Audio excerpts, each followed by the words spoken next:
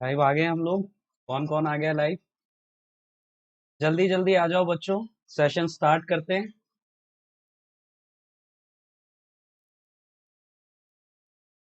बहुत अच्छा। Very good evening to all of you. आज हमारा संभव सीरीज का लेक्चर नंबर 4 है, डे 2 है। और आज हम बात करने वाले हैं electric charge and electric field की। एनसीईआरटी का जो हमारा चैप्टर है, इसका फर्स्ट पार्ट जो है हमने दोपहर वाली क्लास में डिस्कस किया था। 12 बजे वाली क्लास में, 12 बजे वाले लेक्चर में हमने काफी सारी चीजें डिस्कस कर ली थी। वहां पर हमने देखा था चार्जेस क्या होते हैं, उनकी क्या क्या प्रॉपर्टीज हैं। उसके बाद इलेक्ट्रिक फील्ड के बारे में काफी बात हमने वहां पर करी थी, और इलेक्ट्रिक फील्ड लाइंस हमने डिस्कस की थी, और प्रीवियस ईयर क्वेश्चंस जो हैं इन सारे टॉपिक्स के, नीट के, वो सारे हमने डिस्कस किए थे। और इसी चैप्टर को आगे बढ़ाते हुए हम इस लेक्चर में कंटिन्यू करेंगे और इसे आज फिनिश कर देंगे। तो फटाफट से सभी लोग लाइव आ जाएं बच्चों, कम ऑन, जल्दी। और मेरे बारे में अगर नहीं जानते हैं आप, तो मेरा नाम है शुभम नंदवाना। अगर पहली बार मुझे देख रहे हैं आप, और काफी सालों से मैं बच्चों को प्रिपेयर कर रहा हूँ नीट के लिए और जेई के लिए। तो फिजिक्स में काफी एक्सपीरियंस मुझे है, और वही सारा एक्सपीरियंस मैं आप सब लोगों के साथ शेयर करने के लिए इस प्लेटफॉर्म पर हूँ। और इस मोटिवेशनल कोट के साथ हम लोग आगे बढ़ते हैं। ये कहता है कि everything is theoretically impossible until it is done. तो बिल्कुल सही बात यहाँ पर कही गई है कि जब तक हम सिर्फ सोचते रहेंगे तब तक हमें काफी सारी चीजें असंभव लगती है, इम्पॉसिबल लगती है। लेकिन जब हम शुरुआत कर देते हैं, फर्स्ट स्टेप बढ़ा लेते हैं, उसके बाद रास्ते खुलते जाते हैं। सिर्फ आपको अपनी कैपेबिलिटीज पे, अपने पोटेंशियल पे भरोसा होना चाहिए, और मेहनत करने के लिए तैयार रहना चाहिए। तो यही हमारे इस जो सीरीज चल रही है, संभव सीरीज, ये जो हमारा कोर्स चल रहा है, इसी का भी यही मोटो है कि आपको रिजल्ट के बारे में नहीं सोचना है और अपनी पूरी जान लगा देनी है। और उसमें हम आपकी मदद कर रहे हैं। यहाँ पर फिजिक्स के लिए मैं आपके लिए सारी तैयारी करके बैठा हूँ, और आपकी मदद करने के लिए यहाँ पर लेक्चर्स लाए जा रहे हैं। सारा रिवीजन यहाँ पर आपका करवा दिया जाएगा विद इन 45 to 50 डेज। आज सेकंड डे है हमारा, और हम हमारे दूसरे चैप्टर पर पहुंच चुके हैं, और इसी तरीके से सारे चैप्टर्स हम कंप्लीट कर देंगे। तो आप लोग बस लेक्चर्स अटेंड करते रहिए और इन्हें रिवाइज करते रहिए, और आपको कहीं और जाने की जरूरत नहीं पड़ेगी, कुछ और पढ़ना नहीं पड़ेगा। इसी से आपका सारा काम बन जाएगा। लेक्चर्स की जो पीडीएफ है, जो सारे लेक्चर नोट्स हैं, ये आपको टेलीग्राम चैनल पर मिल जाएंगे। तो जाकर के डिस्क्रिप्शन में टेलीग्राम का जो लिंक दिया हुआ है, टेलीग्राम ग्रुप को ज्वाइन कर लें तुरंत। और यहाँ पर इसी बात के साथ एक जबरदस्त चीज आपके लिए अनअकैडमी लेकर के आया है। एक प्रोडिजी स्कॉलरशिप टेस्ट है बच्चे, और ये 11 करोड़ की स्कॉलरशिप्स यहाँ पर मिलने वाली है, आपको प्राइजेस मिलने वाले हैं। और 14-15 अगस्त को ये शेड्यूल्ड है। और यहाँ पर आप देख सकते हैं कि सारा शेड्यूल अवेलेबल है सभी डिफरेंट डिफरेंट कैटेगरी के स्टूडेंट्स के लिए। तो जिस भी एग्जाम को आप टारगेट कर रहे हैं, उसके अकॉर्डिंग आप अपना एग्जाम स्कॉलरशिप टेस्ट सेलेक्ट कर सकते हैं। पूरा शेड्यूल ऑलरेडी अवेलेबल है। तो अनअकैडमी बहुत जबरदस्त चीज आपके लिए लेकर के आया। और यहाँ पर बहुत सारे प्राइजेस आप जीत सकते हैं अगर आप टॉप रैंकर्स में हैं। टॉप 100 रैंक होल्डर्स जो हैं, उनके लिए काफी सारे प्राइजेस, अमेजिंग प्राइजेस अवेलेबल हैं। तो ये सब आपका हो सकता है बच्चों। बस आपको इस एग्जाम को देना है। और ये सिर्फ प्राइस की ही बात नहीं है, यहाँ से आपको पता चलेगा कि ऑल इंडिया में जो रैंक बनेगी उसमें आप कहाँ स्टैंड करते हैं। आप इंप्रूवमेंट ला सकते हैं अपनी प्रिपरेशन में, और उसका एनालिसिस कर सकते हैं। तो बहुत जबरदस्त चीज होने वाली है। और डेली आईपैड जीतने का मौका है यहाँ पर लकी विनर्स को। और यहाँ पर आप देख सकते हैं कि ये पिछले साल के प्रोडिजीज हैं, या पिछले साल इन्होंने स्कॉलरशिप दिया था। और इससे यहाँ पर एक चीज और आप रिलेट कर सकते हैं कि जो उसमें अच्छा किए थे इन्होंने, अपने जो कॉम्पिटिटिव एग्जाम्स हैं उनमें भी बहुत जबरदस्त किया था, और टॉप रैंक्स इन्होंने हासिल करी है। तो हो सकता है कि अगली बार यहाँ पर आपका ही फोटो हो। तो आपको ये एग्जाम जरूर देना है, और कोई इसका चार्ज नहीं है बेटा, फ्री ऑफ कॉस्ट है। अनअकैडमी की वेबसाइट पर जाकर के आप स्कॉलरशिप टेस्ट के लिए, इस वाले प्रोडिजी एग्जाम के लिए रजिस्टर कर सकते हैं। वेबसाइट पर जा सकते हैं, और उससे भी आसान है कि आप जो है अनअकैडमी की लर्नर्स ऐप डाउनलोड कर लें। और उस ऐप में आप यहाँ पर जब ऐप ज्वाइन करेंगे, रजिस्टर करेंगे, तो आप रेफरल कोड SNB सर, मेरा कोड ये अप्लाई कर सकते हैं। फ्यूचर में कभी भी आप कोई भी कोर्स खरीदते हैं, सब्सक्रिप्शन लेते हैं, तो आपको एडिशनल 10% डिस्काउंट यहाँ पर अवेलेबल करवा दिया जाएगा ऑटोमेटिकली। तो ये इसका फायदा है। तो ऐप जरूर डाउनलोड कर लो यार। यहाँ पर सिर्फ पेड सब्सक्रिप्शन ही नहीं है। अगर आप स्टार्टिंग में सब्सक्रिप्शन नहीं भी लेना चाहते हैं तो आप इस ऐप को काफी एक्सप्लोर कर सकते हैं, काफी सारे फीचर्स हैं जो फ्री ऑफ कॉस्ट अवेलेबल हैं, तो डाउनलोड जरूर कर लेना चाहिए आपको, और फ्यूचर में आपकी रिक्वायरमेंट के अकॉर्डिंग आप अपना सब्सक्रिप्शन भी चूज कर सकते हैं। तो चलिए आगे बढ़ते हैं, और हम जो अभी तक पढ़े थे उससे ही आगे कंटिन्यू कर रहे हैं। जो मैंने जैसा आपको बताया है कि लास्ट लेक्चर में हम इलेक्ट्रिक फील्ड और काफी सारी चीजें ऑलरेडी डिस्कस कर चुके थे, तो अब उसी को कंटिन्यू कर रहे हैं। और यहाँ पर हम इलेक्ट्रिक फील्ड देखे थे लास्ट लेक्चर में due to a point charge. लेकिन ऐसा जरूरी तो नहीं है बेटा कि सिर्फ पॉइंट चार्ज का ही इलेक्ट्रिक फील्ड हमसे एग्जाम में पूछा जाएगा या वही आएगा। तो यहाँ पर electric field due to continuous charge distribution जो है उसको हमने देखना है।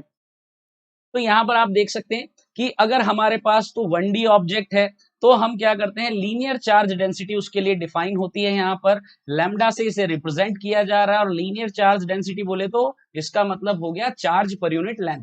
जैसे कोई वायर हो जाता है या रॉड हो जाती है तो उसके लिए हम लीनियर चार्ज डेंसिटी डिफाइन कर सकते हैं।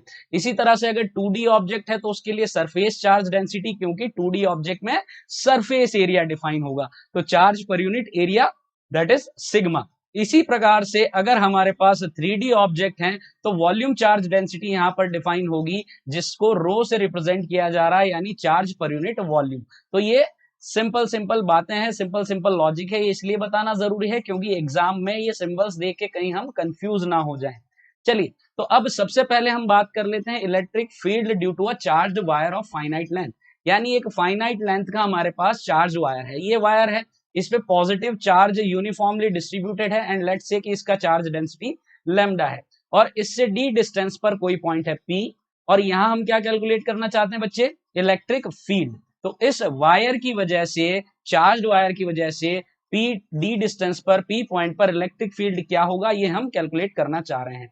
तो इसका मैं आपको फॉर्मूला बताता हूं सीधा। यहां पर आप देख सकते हैं कि दोनों एंड्स जो हैं इस पॉइंट से ज्वाइन कर दिए गए हैं, और ये वाला एंगल θ1 है और ये वाला एंगल θ2 है यहाँ पर। तो इसका जो फॉर्मूला होता है इलेक्ट्रिक फील्ड का वो ये होता है। यहाँ पर दो कंपोनेंट्स आपको देखने को मिलेंगे, ये हॉरिजॉन्टल कंपोनेंट है और ये वर्टिकल कंपोनेंट हो जाता है मेरे बच्चों, ई वाई इसको हम बोल देते हैं। और यहाँ पर फॉर्मूला है, ये ई एक्स का वैल्यू हो जाता है आपका, ये वाला जो नजर आ रहा है आपको आई कैप, और ये आपका ई वाई का वैल्यू हो जाता है, यानी कि vertical component of this electric field.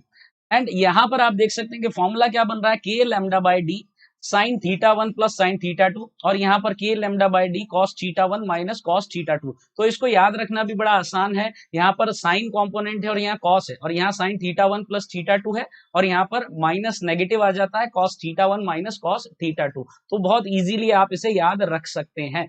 अब इससे आगे बढ़ते हैं, इसी का एक वेरिएशन लेते हैं, infinite charge wire. Infinite charge wire का मतलब क्या है, देखिए फाइनाइट में क्या था कि दोनों टर्मिनल्स जो हैं, दोनों एंड्स जो हैं इस वायर के वो नोन थे, हमें पता था कि इसके टर्मिनल्स एंड्स कहां पर हैं।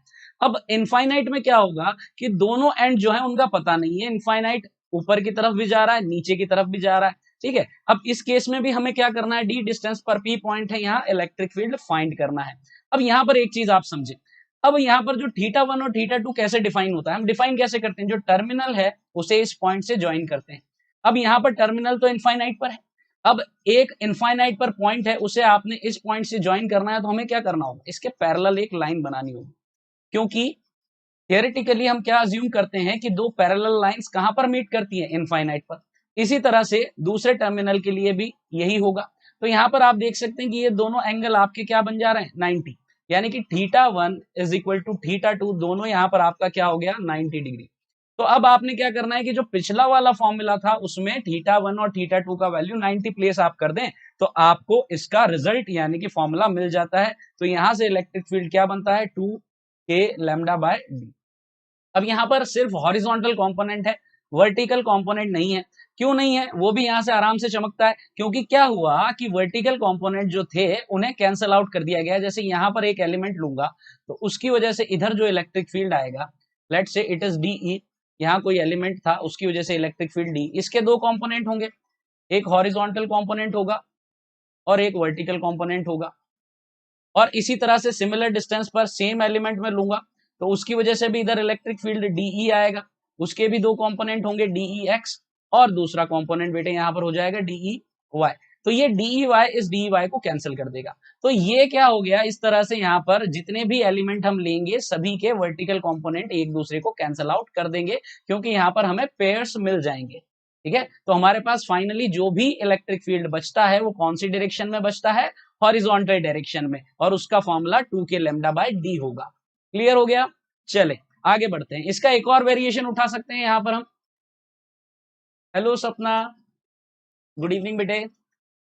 तो यहाँ पर दूसरा वेरिएंट हम ले रहे हैं, इसमें क्या है, सेमी इनफाइनाइट वायर इसे हम बोल रहे हैं। अब सेमी इनफाइनाइट का क्या सेंस है कि इसका एक टर्मिनल तो हमें ऑलरेडी पता है जो कि ये है, और दूसरा टर्मिनल इसका इनफाइनाइट पर है। तो इस केस में क्या होगा कि आपका जो θ1 है, क्योंकि इसको मीट करवाना है, तो ये ऐसे जाएगा। Very good evening. तो ये क्या हो जाएगा 90, और दूसरा क्या है, यहां से इसको ज्वाइन करना है इस एंड से, तो यही सेम लाइन बनेगा, यानी कि इसी को ओवरलैप करता हुआ लाइन बनेगा जो इसको मीट करवाएगा इस पी पॉइंट को इस टर्मिनल से। तो इस केस में θ1 हमारा हो गया है 90 डिग्री और θ2 हमारा क्या हो गया है 0 डिग्री। तो अगेन जो फर्स्ट वाला फॉर्मूला था फाइनाइट लेंथ वायर वाला, उसमें θ1 और θ2 का वैल्यू अगर हम प्लेस कर देते हैं तो हमें क्या मिल जाएगा, इसका रिजल्ट मिल जाएगा बेटे यहाँ पर। और यहाँ पर देख सकते हैं आप कि यहाँ पर हॉरिजॉन्टल कंपोनेंट भी आया है और वर्टिकल भी आया है। वर्टिकल क्यों आया है, क्योंकि यहाँ पर जो इलेक्ट्रिक फील्ड का कंपोनेंट आएगा वर्टिकल, नीचे की तरफ यहाँ पर कोई एलिमेंट नहीं है जो उस इलेक्ट्रिक फील्ड को कैंसिल करे, जैसा इनफाइनाइट वायर में था। तो ये इसके पीछे का लॉजिक है। तो सीधा रिजल्ट पर चलते हैं, k lambda by D, k lambda by D. Infinite wire में क्या आया था 2k lambda by D horizontal direction में, और यहाँ सेमी इनफाइनाइट में बच्चों क्या आया है हमारे पास, हॉरिजॉन्टल में k लैम्डा बाय डी और वर्टिकल में भी k लैम्डा बाय डी। इसका नेट भी हम निकाल सकते हैं, रिजल्टेंट यहां से नेट आ जाएगा कितना, √2 k लैम्डा बाय डी, अगर नेट चाहिए तो। ओके, चमकता है यहां तक सभी बच्चों को? Okay, very good. चलिए आगे बढ़ते हैं यहाँ पर हम और अगले रिजल्ट की तरफ चलते हैं। यहाँ पर हम बात कर रहे हैं force between two charge wire. अब यहाँ मेरे पास क्या है, एक ये वायर है, एक ये वायर है, दोनों इनफाइनाइट वायर्स हैं। यहाँ पर इसका चार्ज डेंसिटी λ1 है, इसका charge density linear charge density λ2 है, दोनों के बीच में सेपरेशन है d। ठीक है, अब इनके बीच में फोर्स लगेगा। देखिए सिंपल तरीके से समझते हैं हमने ये देखा है, बेसिक कॉन्सेप्ट हमें पता है कि दो सिमिलर चार्जेस होते हैं वो एक दूसरे को क्या करते हैं बेटे, रिपेल करते हैं, यानी कि वो एक दूसरे को दूर की तरफ पुश करते हैं। और जो अपोजिट चार्जेस होते हैं उनके बीच में क्या होता है, इलेक्ट्रोस्टैटिक अट्रैक्शन फोर्स होता है। अब यहाँ पर भी ये पूरा का पूरा पॉजिटिव चार्ज डिस्ट्रीब्यूटेड है, यहाँ पर नेगेटिव चार्ज डिस्ट्रीब्यूटेड है, तो ऑब्वियसली यहाँ पर क्या होगा, इनके बीच रिपल्शन होगा। तो रिपल्शन फोर्स कितना होगा वो हम जानना चाह रहे हैं। तो उस फोर्स का वैल्यू जो है वो कितना आता है, 2k λ1 λ2 डिवाइडेड बाय डी। और ये जो फोर्स है, इस चीज को ध्यान से सुनिएगा, ये फोर्स जो है ये force per unit length define है। This is force per unit length.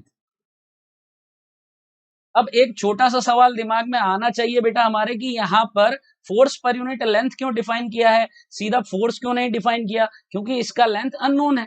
अगर नोन लेंथ का वायर आपको दिया जाए तो आप क्या कर सकते हैं, वहां पर लेंथ से मल्टीप्लाई कर सकते हैं, या आपको कहा जाए कि ये जो सेकंड वाला वायर है इसकी एल लेंथ पर कितना फोर्स होगा, तो क्या करें, इस वाले फॉर्मूला को एल से मल्टीप्लाई कर दें, क्योंकि ये पर यूनिट लेंथ आपको फोर्स दिया गया है। As simple as that. अब यहां से एक चीज और चमकने वाली है कि यहाँ पर दोनों पॉजिटिवली चार्ज हैं, यानी कि पॉजिटिव चार्ज डेंसिटी है तो रिपल्शन है। अगर यहाँ पर एक नेगेटिव और एक पॉजिटिव होगा तो क्या हो जाएगा, तो अट्रैक्शन फोर्स हो जाएगा। सेम वैल्यू होगा, मैग्नीट्यूड सेम होगा, बस फोर्स अट्रैक्शन हो जाएगा। सिंपल है।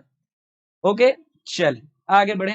अब electric field due to charged half ring. अब हम यहाँ पर रिंग की बात कर रहे हैं। अब रिंग किस तरह का ऑब्जेक्ट है, अगर मैं पूछूं 1D है या 2D है, बताइए जल्दी बताएं, सिंपल सिंपल बातें पूछ रहा हूं। तो यहाँ पर हमारा जो रिंग होता है असल में क्या होता है, रिंग है एक वायर हमने लिया, उसे बेंड कर दिया सेमी सर्कुलर शेप में, और वो हमारा क्या बन जाता है, हाफ रिंग बन जाएगा। तो रिंग भी असल में क्या है कि एक लीनियर ऑब्जेक्ट है और लीनियर चार्ज डेंसिटी ही वहां पर डिफाइन होगा। तो देख सकते हैं कि लैम्डा यहाँ पर डिफाइन है। अगर मान लीजिए चार्ज आपको दे दिया है तो लैम्डा कैसे निकालेंगे, चार्ज पर यूनिट लेंथ। सपोज इसका जो रेडियस है वो r है। वेरी गुड जितिन, बहुत बढ़िया, बिल्कुल सही बोल रहे हैं आप। तो लैम्डा अगर हमें डिफाइन करना है यहाँ पर, तो चार्ज अगर इस पर q है तो इसका लेंथ कितना हो गया सेमी सर्कल का, पाई r। टोटल 2 पाई आर होता है तो हाफ पाई आर। तो ये इसका सेंस यहाँ पर ये है कि लैम्डा अगर डायरेक्टली नहीं दिया है क्वेश्चन में, क्यों दिया है, तो उससे भी हम लैम्डा निकाल करके फिर हमारा जो फॉर्मूला है वो अप्लाई कर सकते हैं यहाँ पर। ओके, तो अब यहाँ पर क्या रिजल्ट आता है, हमारे पास इलेक्ट्रिक फील्ड आता है इस डायरेक्शन में। सेंटर पर जो इलेक्ट्रिक फील्ड होगा वो वर्टिकली डाउनवर्ड्स डायरेक्शन में होगा, या हम कहें अवे फ्रॉम द रिंग होगा, ठीक है, और उसका value 2k lambda upon are. अब ये हम अज्यूम कर रहे हैं कि ये जो है पॉजिटिव चार्ज डेंसिटी है, इसलिए इस डायरेक्शन में हुआ। सपोज ये नेगेटिव चार्ज डेंसिटी अगर होता, ये नेगेटिव चार्ज डेंसिटी अगर होता तो एग्जैक्टली अपोजिट डायरेक्शन में इलेक्ट्रिक फील्ड होता, सेम मैग्नीट्यूड का, 2k lambda by are. Clear होती है यहां से बात? ओके, चले आगे बढ़े यहां पर। अब ये तो हमने सेमी सर्कुलर या हाफ रिंग की बात कर ली है कि आधी हमारे पास रिंग है। अगर इसका एक पोर्शन हमें दे दिया जाए, ये यानी कि एक तरह से ये क्वार्टर ऑफ द सर्कल हो गया, क्वार्टर ऑफ द रिंग हो गया, ठीक है, इस तरह से। अब इस केस में भी हमें यहाँ पर इलेक्ट्रिक फील्ड कैलकुलेट करना होता है eight the centre of the ring, यानी अगर ये रिंग कंप्लीट होता तो ये इसका सेंटर होता बच्चे, और हमें क्या करना है, इस सेंटर पर इलेक्ट्रिक फील्ड फाइंड आउट करना है। और इस तरह के क्वेश्चन भी आपको काफी देखने को मिलते हैं जहां पर क्वार्टर ऑफ द रिंग जो है आपको दिया होता है। तो इस केस में क्या रिजल्ट आते हैं, एक इस डायरेक्शन में आएगा, एक इस डायरेक्शन में आएगा, इनकी वैल्यू सेम होती है, के लैम्डा अपॉन आर, के लैम्डा अपॉन आर। और रिजल्टेंट अगर निकालना चाहें अगेन तो ये कितना हो जाएगा, √2 के लैम्डा अपॉन आर। ये नेट हो गया। ओके बच्चों, यहां से नेट हम निकाल सकते हैं। और हॉरिजॉन्टल डायरेक्शन में के लैम्डा अपॉन आर, वर्टिकल में भी के लैम्डा अपॉन आर। डायरेक्शन में कंफ्यूज नहीं होना है। देखिए ये पॉजिटिवली चार्ज है तो अवे फ्रॉम द रिंग होगा, और अगर ये नेगेटिवली चार्ज अगर हो जाती है हमारे पास रिंग, तो towards the ring electric field यहां पर होंगे कुछ इस तरीके से। ये अगर हमारी रिंग होती है, ये नेगेटिवली यहां पर चार्ज है, तो इस डायरेक्शन में इलेक्ट्रिक फील्ड्स होंगे आपके, और मैग्नीट्यूड सेम ही रहने वाला है। ओके बेटा जी, चलें आगे बढ़ा जाए। अब electric field at the axis of charge ring. अब हम कंप्लीट रिंग ले रहे हैं, लेकिन अब हम कहां पर बात कर रहे हैं, अब हम एक्सिस की बात कर रहे हैं। इससे पहले हमने कहां की बात करी थी, हमने बात करी थी सेंटर की। तो अब एक्सिस की बात करते हैं। तो आप समझते हैं कि ये रिंग है, ठीक है, ये रिंग जो है इस प्लेन के वर्टिकल डायरेक्शन में है ना, इस प्लेन के परपेंडिकुलर ये रिंग रखा हुआ है। तो इमेजिन आपको करना यहाँ पर जरूरी है। अब ये वाला जो है ये एक्सिस है, इसी एक्सिस पर सेंटर से एक्स डिस्टेंस पर कोई पॉइंट है जहां मैं इलेक्ट्रिक फील्ड कैलकुलेट करना चाहता हूं। इलेक्ट्रिक फील्ड कैलकुलेट करना चाहते हैं तो इलेक्ट्रिक फील्ड का जो वैल्यू है वो कितना आ जाता है, k Q x upon are square plus x square का होल पावर 3/2। ये फॉर्मूला आपने ध्यान रखना है, ठीक है, बहुत जबरदस्त तरीके से ये फॉर्मूला काम आ सकता है अगर इस तरह के क्वेश्चन आ गए तो। क्लियर है? तो यहां से हमें ये फॉर्मूला याद रख लेना है, k Q x upon are square plus x square power 3/2। अब यहां पर आप देख सकते हैं कि इंपॉर्टेंट चीज ये है कि जो इलेक्ट्रिक फील्ड होगा along the axis of the ring, वो किस डायरेक्शन में है, वो एक्सिस के अलोंग ही है। किसी भी पॉइंट पर देखें, जैसे यहां पर ये पॉइंट है पी, एक्सिस पर इस पर इलेक्ट्रिक फील्ड देखना है तो ये एक्सिस के अलोंग आएगा, कोई इसका वर्टिकल कंपोनेंट नहीं आने वाला है। क्यों नहीं आने वाला है, क्योंकि ये जो एक्सिस है वो पूरी रिंग के सिमेट्री में है। तो जो दूसरे कंपोनेंट होते हैं यहाँ पर, हम कहें कि which the components which are perpendicular to this axis, वो कैंसल आउट हो जाते हैं। क्योंकि जैसे हमने देखा था कि इनफाइनाइट वायर में हमारे पास पेयर्स बन रहे थे एलिमेंट्स के, जो कि एक दूसरे के इलेक्ट्रिक फील्ड के कंपोनेंट्स को कैंसिल कर दे रहे थे। इन द सेम वे इस रिंग में भी आप क्या कर सकते हैं, जैसे यहाँ पर मैं एक अगर एलिमेंट लूंगा, इसी तरह से यहाँ पर एक एलिमेंट लूंगा, सिमिलर टाइप ऑफ एलिमेंट्स, तो इस एलिमेंट की वजह से यहाँ पर इलेक्ट्रिक फील्ड आएगा, उसके दो कंपोनेंट होंगे। इन द सेम वे यहाँ पर बिल्कुल सिमेट्रिकल एग्जैक्टली अपोजिट यहाँ पर दूसरा एलिमेंट होगा, उसका इलेक्ट्रिक फील्ड का कंपोनेंट आएगा, इलेक्ट्रिक फील्ड आएगा, और उसके दो कंपोनेंट होंगे यहाँ पर इस तरह से डी वाई और डी एक्स। तो ये वर्टिकल कंपोनेंट एक दूसरे को क्या कर दे रहे हैं, कैंसल आउट कर दे रहे हैं। इसीलिए यहाँ पर भी सिर्फ और सिर्फ हॉरिजॉन्टल डायरेक्शन में आपके पास इलेक्ट्रिक फील्ड बच जाता है, ठीक है। तो ये चीज आपको ध्यान रखनी कि अलोंग द एक्सिस ही होता है। तो इस तरह के छोटे छोटे कंफ्यूजन हमें बिल्कुल नहीं होने चाहिए। चलें आगे बढ़े। अब यहां पर देखिए, अगर ये पॉजिटिवली चार्ज है रिंग, यानी पॉजिटिव चार्ज डेंसिटी यहां पर है, तो again away from this ring जो है इलेक्ट्रिक फील्ड का डायरेक्शन होगा, और अगर नेगेटिवली चार्ज है तो towards the centre of the ring electric field का डायरेक्शन होने वाला है। ये बेसिक लॉजिक है, क्योंकि हम जानते हैं कि इलेक्ट्रिक फील्ड लाइंस जो होती हैं वो क्या होती हैं, पॉजिटिव चार्ज से जनरेट होती हैं और नेगेटिव चार्ज पर टर्मिनेट होती हैं। यानी पॉजिटिव से दूर की तरफ इलेक्ट्रिक फील्ड लाइंस जाती हैं और नेगेटिव के पास आती हैं। तो इसी तरह से यहाँ पर हम ये चीज देख सकते हैं, वही चीज यहाँ पर भी एप्लीकेबल है। बहुत सिंपल सी बात है। अब यहाँ पर जो फॉर्मूला आया था हमारे पास, ये आया था, इसको थोड़ा सा और डेप्थ में एनालिसिस कर लेते हैं। इसकी नीट में हमें बहुत ज्यादा जरूरत नहीं पड़ती है, बट हम अगर थोड़ी सी और इंफॉर्मेशन के साथ में अगर एग्जाम में जाएंगे तो बेटा कोई नुकसान नहीं है। हमारे पास जितने हथियार हों उतना बेहतर है, और इसमें कोई खास एफर्ट लगने नहीं वाला है, बहुत सिंपल सी चीज है। मैं आपको एक दो पॉइंट्स एक्स्ट्रा यहाँ पर बताना चाहता हूँ। तो यहाँ पर हम क्या कर रहे हैं, अगर हम बात करें x इजिकल टू जीरो, यानी कि अगर x इजिकल टू जीरो मैं यहां पर प्लेस करता हूं तो इलेक्ट्रिक फील्ड कितना आता है, zero. x is equal to zero का क्या मतलब है, x क्या था यहां पर, ठीक है, थोड़ा सा पीछे चले, x क्या था, x था हमारा सेंटर से एक्सिस अलोंग द एक्सिस वो पॉइंट जहां पर इलेक्ट्रिक फील्ड कैलकुलेट करना था, ठीक है ना बेटा, सेंटर से उस पॉइंट की डिस्टेंस थी।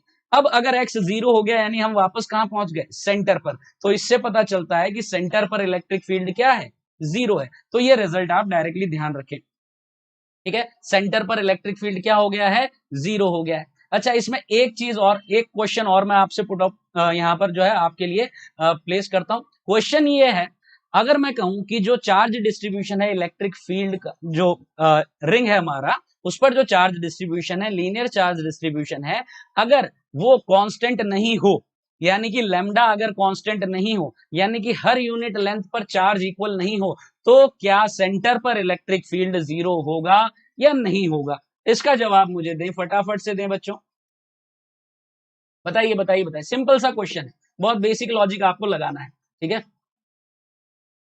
सिंपल सी बात है, फटाफट से बता दीजिए। क्या बात है बच्चों, आंसर नहीं कर रहे आज?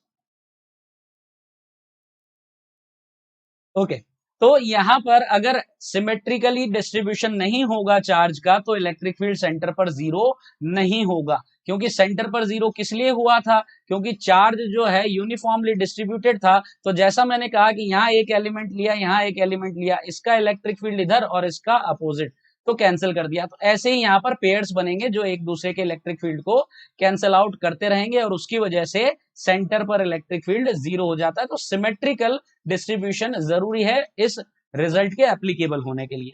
चले अगली बात, x इजिकल टू इनफाइनाइट कर दिए, यानी कि इनफाइनाइट डिस्टेंस है, सेंटर से इनफाइनाइट डिस्टेंस पर हमारे पास कोई यहां पर पॉइंट है, तो उस पर इलेक्ट्रिक फील्ड का वैल्यू क्या होगा, तो उस पर इलेक्ट्रिक फील्ड का वैल्यू क्या होगा, जीरो होगा। वो सिंपल तरीके से हम देख सकते हैं कि यहां से अगर मैं क्या कर लेता हूं, x को कॉमन ले लेता हूं, तो यहां पर मेरे पास क्या आ जाएगा, एक्स क्यूब आ जाएगा, ठीक है, और ये r square upon x square plus 1/3/2 इधर होगा, और ये के क्यू एक्स होगा। अब एक एक्स से ये एक्स कैंसिल हो जाएगा और ये एक्स स्क्वायर बचेगा, और 1/x स्क्वायर, एक्स का वैल्यू इनफाइनाइट प्लेस किए, तो 1/इनफाइनाइट क्या होता है, इट इज जीरो। तो इसीलिए इनफाइनाइट लेंथ पर भी क्या हो जाएगा, इलेक्ट्रिक फील्ड जीरो हो जाएगा बेटे। ओके, अब यहां पर कुछ और रिजल्ट्स, मैं कह रहा हूं कि if R is much much greater than X, then electric field is K Q x upon are cube. तो ये भी हमने क्या किया, अप्रोक्सीमेशन लिया है, यहां से आर स्क्वायर बाहर ले लिया है, और यहां पर हमारे पास में देखिए इस तरीके से कह रहा हूं, के क्यू एक्स है, आर स्क्वायर मैंने बाहर लिया, तो यहां पर क्या आ जाएगा, आर क्यूब, और ये आ जाएगा 1, यहां पर 1 + x² upon are square power 3/2। और कहा जा रहा है कि r जो है x के कंपैरिजन में बहुत बड़ा है, यानी x² अपॉन आर स्क्वायर 1 के कंपैरिजन में बहुत छोटा हो गया। तो अप्रोक्सीमेशन यहां पर लग गया k Q x upon are cube. तो ये रिजल्ट आ गया, ठीक है, ये रिजल्ट भी हम ध्यान रख सकते हैं।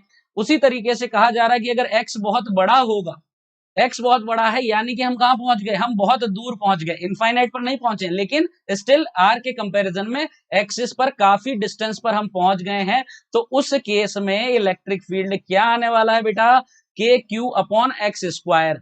ये भी सेम अप्रोक्सीमेशन लगा करके रिजल्ट हम पता कर सकते हैं। अब यहां पर इसको एक मैं आपको डायरेक्टली तरीका बताता हूं। देखिए, कभी भी इस तरह का केस हमारे पास हो कि हमारे पास जो है एक स्फीयर है, या हमारे पास जो है एक रिंग है, या हमारे पास एक डिस्क है, तो वहां पर हम क्या कर सकते हैं, अगर बहुत दूर पर हमें इलेक्ट्रिक फील्ड निकालना है तो उसे पॉइंट चार्ज मान सकते हैं। नहीं समझे? देखो मैं बताता हूं क्या होता है, कि अगर हम किसी ऑब्जेक्ट को, जैसे मान लो कोई रिंग है, और उसे हम बहुत दूर जाकर के देखेंगे, तो वो हमें कैसा दिखेगा, वो हमें एक पॉइंट की तरह नजर आएगा, ठीक है, पॉइंट की तरह नजर आएगा। तो हम देखिए यहां पर हमें वो पॉइंट की तरह नजर आ रहा, तो उसको हम क्या मान लें, क्यू चार्ज का पॉइंट मान ले, एक पॉइंट चार्ज मान ले, और x डिस्टेंस पर इलेक्ट्रिक फील्ड, तो एक पॉइंट चार्ज की वजह से इलेक्ट्रिक फील्ड का फॉर्मूला क्या होता है, k Q upon distance square, तो के क्यू अपॉन एक्स स्क्वायर। वही आया कि नहीं आया, चमकता है ये, तो बिल्कुल वही चीज यहां पर हमें मिल गई है। तो ऐसा किस लिए हो रहा है, ऐसा इसलिए नहीं हो रहा है कि वो हमें छोटा दिख रहा है इसलिए हो गया, नहीं, ये तो मैं आपको समझाने के लिए, विजुअलाइज करने के लिए बता रहा हूं कि ये लॉजिक आप लगा सकते हैं, लेकिन उसके पीछे लॉजिक क्या है, मैथमेटिकल लॉजिक है। यहां से हम अप्रोक्सीमेशन लेंगे तो यही चीज प्रूफ हो जाती है। ओके, चले, अब यहां पर आप देख सकते हैं कि जैसा मैंने कहा आपको कि सेंटर पर इलेक्ट्रिक फील्ड क्या हो गया, जीरो। ये देखिए ग्राफ को फॉलो करें, इनफाइनाइट को अप्रोच कर रहा है तो इनफाइनाइट पे भी क्या हो गया, जीरो हो गया। ठीक है, इनफाइनाइट पे भी जीरो को ये अप्रोच करेगा आगे चल करके इस तरह से। ठीक है, इनफाइनाइट पे जीरो को अप्रोच करेगा। अब यहां पर एक और रिजल्ट हमें याद रखने की जरूरत है, जो कि अभी तक तो पूछा नहीं गया नीट में, पर शायद कहीं ना कहीं हमें यूज हो जाए। तो सीधा बहुत सिंपल सा रिजल्ट है, अगर पूछा जाए कि सेंटर से कितनी डिस्टेंस पर इलेक्ट्रिक फील्ड का मैग्नीट्यूड मैक्सिमम होगा, तो वो डिस्टेंस क्या होगी, यहां से होगी r/√2 और इधर से भी होगी r/√2, क्योंकि दोनों तरफ मैग्नीट्यूड तो सेम ही चलता है, सिर्फ डायरेक्शन का डिफरेंस होता है। इसलिए अगर इधर की तरफ पॉजिटिव कंसीडर किया है तो इधर नेगेटिव हो जाता है, इसीलिए graph below the horizontal axis बना है बच्चे। चमकता है ये, कम ऑन, बोलते रहो चैट में, वेरी गुड। चलो, तो यहां पर ये चीज क्लियर हो जाती है, और ये रिजल्ट हम ध्यान रखें, मैक्सिमम वैल्यू इलेक्ट्रिक फील्ड का अलोंग द एक्सिस किस पॉइंट पर मिलेगा, सेंटर से r/√2 डिस्टेंस पर, ईदर वेज, किधर भी जाएं, राइट में देखें लेफ्ट में देखें, दोनों तरफ मिलेगा। और अगर मैग्नीट्यूड चाहिए तो ये r/√2 जो है फॉर्मूला में प्लेस कर देंगे, x की जगह पर r/√2, तो ये वैल्यू आपको मिल जाता है। चलो, आगे क्या कह रहे हैं, हम बात कर रहे हैं electric field due to uniformly charge disc. तो अब डिस्क की बात कर ले, रिंग के बाद डिस्क का नंबर आता है, तो ये डिस्क ले ली हमने। यहाँ पर इलेक्ट्रिक फील्ड डिस्क के एक्सिस पर हमें निकालना है, तो हम क्या करते हैं, यहाँ पर रिंग एलिमेंट लेते हैं और उसका इंटीग्रेशन कर देते हैं, लेकिन वो सब हमें करने की जरूरत नहीं है, हम सीधा रिजल्ट भी याद रखेंगे तो काम चल जाएगा। अभी हम रिविजन कर रहे हैं तो जल्दी जल्दी रिजल्ट देखें, और सिर्फ रिजल्ट भी आप याद रख के जाते हैं ना, बस आपको पता हो कि कहाँ अप्लाई करना है तो आपका काम बन जाएगा बेटे। जरूरी नहीं है कि आपको फिजिक्स में जो है मास्टरी हासिल करनी है तभी आप नीट क्रैक कर पाओगे। मैंने एक वीडियो पहले भी बनाया था, एक लेक्चर लिया था, उसमें मैंने सारा डिटेल में आपको बताया है, पूरे लास्ट ईयर के पेपर को एनालाइज करते हुए कि क्या क्या चीजें हैं जिनको आप ध्यान रखें तो आप बहुत इजीली बहुत हाई स्कोर कर सकते हैं। और जो बच्चे अपने आप को एवरेज या बिलो एवरेज भी कंसिडर करते हैं, क्योंकि करना नहीं चाहिए किसी भी बच्चे को, हर बच्चा अपने आप में यूनिक है और सबकी सबकी अपनी अपनी स्ट्रेंथ है, लेकिन अगर ऐसा है भी तो भी मैंने आपको बताया कि किस तरह से आप अपने आप को वहां पर एग्जाम में अप्लाई कर सकते हैं और अपने मार्क्स एलिवेट कर सकते हैं। तो ये चीज आपको बहुत जरूरी ध्यान में रखनी है, और इसीलिए मैं ये कोर्स भी लेकर के आया हूं बेटा, ताकि आप ये चीजें सारी एक सिस्टमेटिक वे में सारी समझ सकें और अप्लाई कर सकें और अपना स्कोर बढ़ा सकें। तो यहाँ फॉर्मूला क्या बनता है, यहाँ फॉर्मूला बनता है sigma upon 2 epsilon not 1 minus x upon √r² plus x square. X centre से उस पॉइंट की डिस्टेंस है अलोंग दी एक्सिस जहां पर इलेक्ट्रिक फील्ड हमें कैलकुलेट करना है। ओके, और ये सिग्मा यहाँ पर क्या है, सरफेस चार्ज डेंसिटी। सिग्मा कैसे निकलेगा, क्यू अगर टोटल चार्ज डिस्ट्रीब्यूटेड है डिस्क पर, तो डिस्क का एरिया क्या हो जाएगा, πr²। तो इस तरीके से हम सिग्मा डिफाइन कर सकते हैं। अब इसमें भी कुछ अप्रोक्सीमेशन है, अगर x जो है वो r से बहुत बड़ा है, इसका मतलब फिर से वही लॉजिक आ गया जो मैंने बताया था, आप फिर से अज्यूम कर सकते हैं कि हम इस डिस्क को एक पॉइंट चार्ज माने, और पॉइंट चार्ज माने तो क्या हो जाएगा, k Q upon x square. Q यहाँ पर डिस्क का चार्ज हो गया मेरे बच्चों, समझ में आती है बात, तो वो चीज अप्लाई हो रही है यहाँ पर, इसीलिए मैंने वो लॉजिक बताया आपको। और दूसरा, इसका रिवर्स में चलते हैं, हम कह रहे हैं कि r जो है it is much much greater then x, तो r अगर x से बहुत बड़ा है, इसका क्या मतलब हो गया, देखिए इसको कैसे विजुअलाइज करेंगे यहां पर, ठीक है। और उसके लिए अप्रोक्सीमेशन क्या आता है, ये बायनोमियल लगा के जो अप्रोक्सीमेशन सॉल्व होता है वो सिग्मा अपॉन 2 एप्सिलॉन नॉट आता है, ठीक है। इसके मैथमेटिक्स में नहीं जाते हैं, आप रिजल्ट पकड़िए, सिग्मा अपॉन 2 एप्सिलॉन नॉट किसके लिए, जब r x से बहुत बड़ा है। अब r x से बहुत बड़ा है तो इसको कैसे विजुअलाइज करें, जब x बहुत बड़ा है तो हमने कैसे विजुअलाइज किया मेरे बच्चों, हमने मान लिया कि पॉइंट चार्ज है बहुत दूर रखा है इसलिए, ठीक है। और इस केस में हम क्या समझेंगे, इस केस में हम मानेंगे कि ये जो x पॉइंट है ये उस डिस्क के बहुत क्लोज है, बहुत क्लोज है। तो कोई भी चीज अगर बहुत क्लोज होती है हमारी आंखों के, तो हमारा जो विजन है वो ब्लॉक हो जाता है और हमें वो चीज बहुत बड़ी नजर आती है। इसको ऐसे समझें, मान लीजिए मैं किसी दीवार के बहुत नजदीक जाकर के खड़ा हो गया, आप वॉल के बहुत पास जाकर के खड़े हो जाएं, अब वॉल को देखें आप, तो आपको एक लिमिटेड एरिया नजर आएगा और आपको जो वॉल के एंड है वो नजर नहीं आएंगे, और हम ऐसा अज्यूम कर सकते हैं विजुअली कि ये वॉल जो है वो बहुत बड़ी है, यानी कि एक बहुत बड़ा प्लेन है, या हम इसको आइडियली कहें तो इनफाइनाइट प्लेन है। चमकती है बात। तो अब यही चीज हम अप्लाई करेंगे और हम कह सकते हैं कि ये फॉर्मूला कहां काम करेगा, due to infinite charge plane. यानी अगर हमारे पास एक इनफाइनाइट चार्ज प्लेन है जिस प्लेन का चार्ज डेंसिटी सिग्मा है, तो उसके लिए इलेक्ट्रिक फील्ड का फॉर्मूला क्या होगा, सिग्मा अपॉन 2 एप्सिलॉन नॉट। ये डिस्टेंस पर बिल्कुल डिपेंड नहीं करेगा, ये किसी भी पॉइंट की अगर हम बात कर रहे हैं, एक इनफाइनाइट प्लेन के पास में कोई भी पॉइंट है तो वहां पर electric field sigma upon 2 epsilon not होगा। यहां से विजुअलाइज करें, यहाँ पर चार्ज डेंसिटी सिग्मा है, यहाँ पर चार्ज डेंसिटी इसकी सिग्मा है, इधर पॉजिटिव है इधर नेगेटिव है, तो पॉजिटिव में यहाँ पर कोई भी पॉइंट है इस प्लेन से थोड़ा सा दूर, तो वहां पर इलेक्ट्रिक फील्ड जो कितना होगा, सिग्मा अपॉन 2 एप्सिलॉन नॉट होगा। इसी तरह से इधर की तरफ भी अवे डायरेक्शन में होगा, सिग्मा अपॉन 2 एप्सिलॉन नॉट, क्योंकि पॉजिटिवली चार्ज है तो पॉजिटिव से मैंने बताया कि दूर की तरफ होता है, अवे फ्रॉम द प्लेन, और नेगेटिव है तो टूवर्ड्स द प्लेन होगा। तो यहां पर भी सेम वैल्यू होगा, सिग्मा अपॉन 2 एप्सिलॉन नॉट, इधर भी सिग्मा अपॉन 2 एप्सिलॉन नॉट, लेकिन it would be towards that particular plane, ठीक है, क्योंकि नेगेटिवली चार्ज है। Okay, very good. तो सिंपल सिंपल चीजें हैं, और रिजल्ट मैं आपको बता रहा हूँ, रिजल्ट के पीछे का लॉजिक भी बता रहा हूँ, विजुअलाइज करवाने की इसलिए कोशिश कर रहा हूँ ताकि अगर आपके लिए चीजें नई भी हैं या बहुत ज्यादा प्रैक्टिस नहीं की थी आपने, इतना सीरियसली अभी तक नहीं पढ़े थे, तो भी आप इनको अच्छे से रिलेट कर पाए और एग्जाम में अप्लाई कर पाए। और अगर पढ़ रहे हैं तो कोई इशू है नहीं, ये वापस से रिवाइज हो रहा है आपका और ये चीजें आपको और अच्छी तरीके से याद रह जाएंगी। चले, electric field due to uniformly charge shell, तो अभी हमारा रिंग हो गया, अभी हमारा डिस्क हो गया, अब हम बात कर लेते हैं शेल की। शेल बोले तो खोखला गोला, है ना, होलो स्फीयर जिसको हम कहते हैं, ठीक है।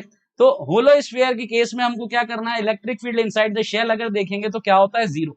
इसको आंख बंद करके याद रखो, electric field inside the shell क्या होता है, जीरो। इसको गॉस लॉ से हम प्रूफ भी कर सकते हैं, बट रिजल्ट आप जरूर ध्यान रखें, और कुछ नहीं तो रिजल्ट तो पता होना ही चाहिए, क्योंकि इस बेसिस पर भी आपको क्वेश्चन दिख जाएंगे कि सीधा इसी लॉजिक पर क्वेश्चन है, और कम से कम 2 क्वेश्चन तो मैं आपको दिखा दूंगा प्रीवियस ईयर में जो सीधे यही पूछ ले गए, electric field inside the shell तो क्या है, जीरो, ठीक है। तो यहां से सीधा ये लड्डू उठा सकते हैं।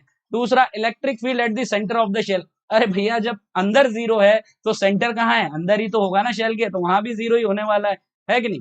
अगर आउटसाइड की बात करें, ठीक है, चार्ज शेल में हम बात कर रहे हैं कि आउटसाइड यानी कि सेंटर से स्मॉल आर डिस्टेंस पर कोई पॉइंट है तो वहां इलेक्ट्रिक फील्ड कितना होगा, यहां पर फॉर्मूला क्या लगेगा, यहां पर फॉर्मूला लगेगा, हाँ बिल्कुल बिल्कुल बिल्कुल आप सही बोल रहे हैं बच्चे, एंटरटेनर आपका बिल्कुल सही कहना है यहाँ पर कि ग्रेविटेशनल फील्ड जो है इसी तरह से काम करता है। बस ग्रेविटेशनल फील्ड जो है वो हमेशा क्या होता है, जैसे अट्रैक्टिव फोर्स होता है ग्रेविटेशनल फोर्स, तो वहां पर towards the object towards the mass field lines होती है, यहाँ पर पॉजिटिव के लिए अवे और नेगेटिव के लिए टुवर्ड्स दैट चार्ज होता है। बस इतना डिफरेंस है, बाकी काफी चीजें सिमिलर है। तो जब ग्रेविटेशन का हम रिवीजन करेंगे तो वहां पर मैं रिलेट करके बताऊंगा, आपको दोबारा कोई फॉर्मूला याद नहीं करना पड़ेगा, सारी चीजें रिपीट हो जाएंगी बिल्कुल इसी तरीके से।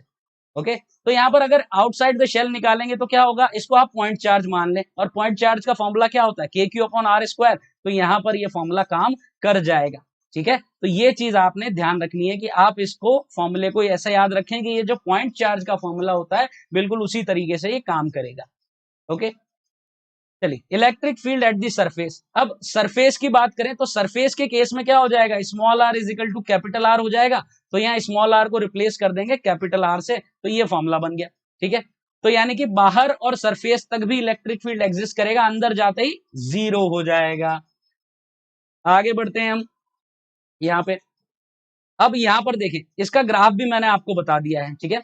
ग्राफ डायरेक्ट पूछा जा सकता है, अभी तक नहीं पूछा हुआ है, लेकिन आप ध्यान रखें क्योंकि बहुत डायरेक्ट क्वेश्चन इससे बन सकता है। तो देखिए, जितने भी डायरेक्ट क्वेश्चन बनने के चांसेस होते हैं ना, कि सीधा रिजल्ट बेस हो गया, या फिर आपसे कोई डायरेक्ट ग्राफ पूछ लिया, कोई कर्व पूछ लिया, या प्रोपोर्शनैलिटी पूछ ली, तो इस तरह के क्वेश्चंस पर आपने बड़ा फोकस रखना है। ऐसे रिजल्ट हमेशा आपको खास तौर पर ध्यान रखने की जरूरत है, क्योंकि कोई भरोसा नहीं है कि किस टाइम पे क्वेश्चन पूछ लिया जाए ऐसा, और हम उसको सॉल्व करने बैठे, इससे बेहतर है कि हमें वो रिजल्ट डायरेक्टली पता हो। तो आप देख सकते हैं कि electric field inside the shell zero होगा, और उसके बाद इस this electric field is inversely proportional to r square, तो इसीलिए यहाँ पर एक डाउनवर्ड स्लोपिंग कर्व आपको नजर आ रहा है और इनफाइनाइट पर पहुंचने पर ये जीरो को अप्रोच करेगा। Next, electric field due to uniform charge solid shell, solid sphere, ठीक है, पहले शेल था, अब क्या है, सॉलिड स्फीयर, ठीक है। सॉलिड स्फीयर का मतलब क्या है कि ये जो चार्ज है ये पूरा का पूरा जो वॉल्यूम है इस शेल का, इस सॉलिड स्फीयर का उसमें डिस्ट्रीब्यूटेड है, इसलिए सॉलिड है, मतलब चार्ज से भरा हुआ है, कुल मिलाकर के बात ये है, इसीलिए यहाँ पर वॉल्यूम चार्ज डेंसिटी डिफाइन होगा। क्लियर है बात। अब यहाँ पर हम बात करें आउटसाइड की, तो आउटसाइड में सेम फॉर्मूला चलता है जो शेल के लिए चलता है, यानी कि वही पॉइंट चार्ज वाला के क्यू अपॉन आर स्क्वायर, ठीक है बच्चे, तो वही चीज अप्लाई यहाँ पर कर दी जाएगी, ठीक। लेकिन यहाँ पर अगर हम सरफेस की बात करें तो again small are is equal to capital R इस केस में हो जाएगा, क्योंकि यहाँ पर है वो सरफेस पर, तो ये हो जाएगा। अब मेन चीज आती है कि अंदर अगर है कोई point inside this solid sphere, यानी कि ये पॉइंट है, ठीक है, यहाँ पर कैपिटल आर इसका रेडियस है और सेंटर से स्मॉल आर डिस्टेंस पर कोई पॉइंट है, वहां इलेक्ट्रिक फील्ड मुझे चाहिए, तो क्या होगा, उस केस में यहाँ पर फॉर्मूला आपका आ जाएगा k q small r upon are square. इस फॉर्म में भी ध्यान रखें, और इस फॉर्म को कन्वर्ट भी किया जा सकता है रो आर अपॉन 3 एप्सिलॉन नॉट में। ये कैसे किया भाई, के का वैल्यू तो आप यहाँ पर क्या टिका दो 1 अपॉन 4 पाई एप्सिलॉन नॉट, और रो जो है इसका वैल्यू क्या हो गया, total charge q upon volume 4/3 pi r cube. तो ये वैल्यूज अगर इस फॉर्मूला में k q small r upon are cube में हम प्लेस कर देंगे तो हमें क्या मिल जाएगा बच्चों, रो आर अपॉन 3 एप्सिलॉन नॉट, ये फॉर्मूला हमें मिल जाएगा। तो ये भी आप ध्यान रखें, बहुत जरूरी है, ठीक है। अच्छा, इसका वेक्टर फॉर्म भी आ गया है, चलो यहाँ पर अगर वेक्टर फॉर्म में चाहिए तो rho R vector upon 3 epsilon naught, ठीक है, आर वेक्टर यानी कि इस डायरेक्शन में इलेक्ट्रिक फील्ड होगा, ठीक है, अगर पॉजिटिवली चार्ज डिस्ट्रीब्यूशन है तो, ठीक है, अगर ये रो पॉजिटिव है तो, नेगेटिव है तो सेंटर की तरफ होगा, अगर पॉजिटिव है तो अवे फ्रॉम द सेंटर होगा, सिंपल है। ओके, ये आपको यहां पर ग्राफ फिर से मैंने बता दिया। अब शेल के केस में क्या था, शेल के केस में था कि सेंटर से सरफेस तक जीरो था, तो ये लाइन ऐसे जा रहा था, लेकिन यहां पर क्या है, ये आर के प्रोपोर्शनल है, it is proportional to r, तो एक स्ट्रेट लाइन यहां पर बन जाएगा 45 डिग्रीज वाला, ठीक है, ये देख सकते हैं आप, और बाद में ग्राफ सेम फॉलो होता है। तो यानी कि आपको क्या है, एक क्वेश्चन ऐसा आ सकता है जिसमें आपसे पूछा जाए which of the following graph is for the electric field of a solid sphere, ठीक है, और 4 ऑप्शन दे दिए वहां पर, ठीक है, तो एक होलो स्फीयर वाला भी दे दिया ग्राफ आपको, एक ये दे दिया और कुछ रैंडम दे दिए दो, तो वहां पर आप सीधा ये ऑप्शन सेलेक्ट कर सकते हैं, ठीक है। तो आइडेंटिफाई कैसे करेंगे हॉलो और सॉलिड में, कि बाद वाला तो सेम है, यानी कि आर के बाद जो डिस्टेंस में जा रहा है वहां तो सेम ग्राफ है सरफेस के बाद, इनसाइड में जो है हॉलो में जीरो है और यहाँ पर आर के प्रोपोर्शनल है, इंक्रीजिंग है। चलिए, अब कैविटी वाला भी बता देता हूं आपको, यहाँ पर मैं कैविटी का मतलब क्या है कि ये मेरे पास सॉलिड स्फीयर था, अब इसमें बीच में क्या है, कैविटी बना दी। कैविटी आपने सुना ही होगा ना, जर्म्स, दांतों में कैविटी, वो वाला, ठीक है तो वही मतलब है इसका, कैविटी का मतलब होता है होलो, खोखला, ठीक है। तो यहाँ पर सॉलिड स्फीयर में से बीच में से एक स्फीयर निकाल दिया, एक गोला निकाल दिया और कैविटी क्रिएट कर दी गई है। अब ये C2 जो है इस कैविटी का सेंटर है और C1 जो है हमारा जो कंप्लीट सॉलिड स्फीयर है बेटा उसका सेंटर है, ठीक है। और ये P पॉइंट पर हमें इलेक्ट्रिक फील्ड फाइंड आउट करना है यहाँ पर, तो कैसे आएगा, इसका क्या फॉर्मूला है, देखिए सॉलिड स्फीयर में क्या फॉर्मूला था बताइए जल्दी से, रो आर अपॉन 3 एप्सिलॉन नॉट, बस वही फॉर्मूला यहां पर भी फॉलो होगा और ये हो जाएगा आपका रो आर की जगह पर क्या हो जाने वाला है, C1 C2 upon 3 epsilon not, यानी C1 C2 वेक्टर ये वाला है आपका, ठीक है।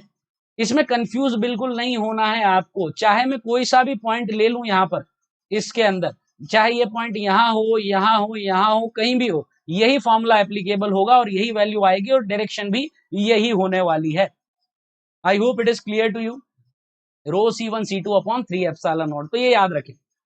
अब कुछ क्वेश्चंस पर आ जाते हैं, जो प्रीवियस ईयर वाले क्वेश्चंस हैं, फटाफट से कुछ क्वेश्चंस को यहाँ पर निपटा लेते हैं, कॉन्फिडेंस अपना बूस्ट कर लेते हैं, क्योंकि हमारा अल्टीमेट टारगेट यही है कि नीट के क्वेश्चन जो है हम उड़ा करके आ जाएं, उनमें सारे क्वेश्चन हम सही करके आ जाएं, और सारे भी ना करें तो कम से कम हम इतना तो करें जितना हम हमारे डेली प्रैक्टिस के टेस्ट पेपर्स में करते हैं या शीट्स में करते हैं, तो उससे तो ज्यादा ही हमें करके आना है। हमने अपने पोटेंशियल को अचीव करना है, जो हमारा मैक्सिमम पोटेंशियल है एटलीस्ट उसे हमने अचीव करना ही है, उससे कम करके बिल्कुल नहीं आना है। तो उसके लिए जो भी बन पड़ता है हमें सारी चीज करनी है, और उसमें सबसे इंपॉर्टेंट चीज है कि प्रीवियस ईयर के जितने भी क्वेश्चन हैं वो हम पूरे सॉल्व कर लें, कुछ भी नहीं छोड़े उनमें से, ठीक है। क्योंकि नीट में जैसे मैंने अभी तक आपके 3 लेक्चर लिए हैं और तीनों लेक्चर में ये चीज आपने नोटिस की होगी कि 1 या 2 क्वेश्चन रिपीटेड मिल ही रहे हैं। तो अब ऐसा तो नहीं है कि आगे क्वेश्चन रिपीट होना बंद हो जाएंगे, तो हो सकता है कि कुछ क्वेश्चन आपको रिपीट मिल जाएं, तो वहां पर आप टाइम सेव कर सकते हैं और जल्दी से उनको सॉल्व करके आगे बढ़ सकते हैं।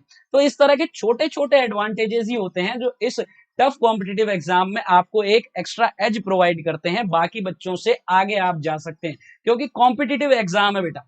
अब यहाँ पर क्या है कि रेस चल रही है, कंपटीशन है बहुत तगड़ा, सीट के लिए बहुत मारामारी है, तो एक कोई छोटा सा भी चांस हमें नहीं छोड़ना है जिससे हम कुछ स्टूडेंट से भी आगे हो सके, ठीक है। अगर आप कुछ एक दो चीजें ऐसी अपने साथ रखते हैं या आपके पास कुछ ऐसे एक्स्ट्रा पॉइंट हैं जिनकी वजह से आप मान लीजिए 10 आपके कॉम्पिटिटर से भी आगे हो जाते हैं, तो आपके चांसेस हाई हो जाते हैं कि वो सीट आपको मिले, उन 10 को ना मिले, ठीक है।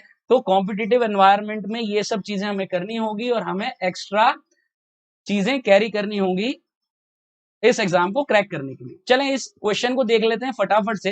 तो क्वेश्चन यहाँ पर क्या बोलता है, क्वेश्चन बोलता है spherical conductor of radius 10 centimetre has a charge of 3.2 into 10 power minus 7 coulomb distributed uniformly. What is the magnitude of electric field at point 15 centimeter from the center of the sphere?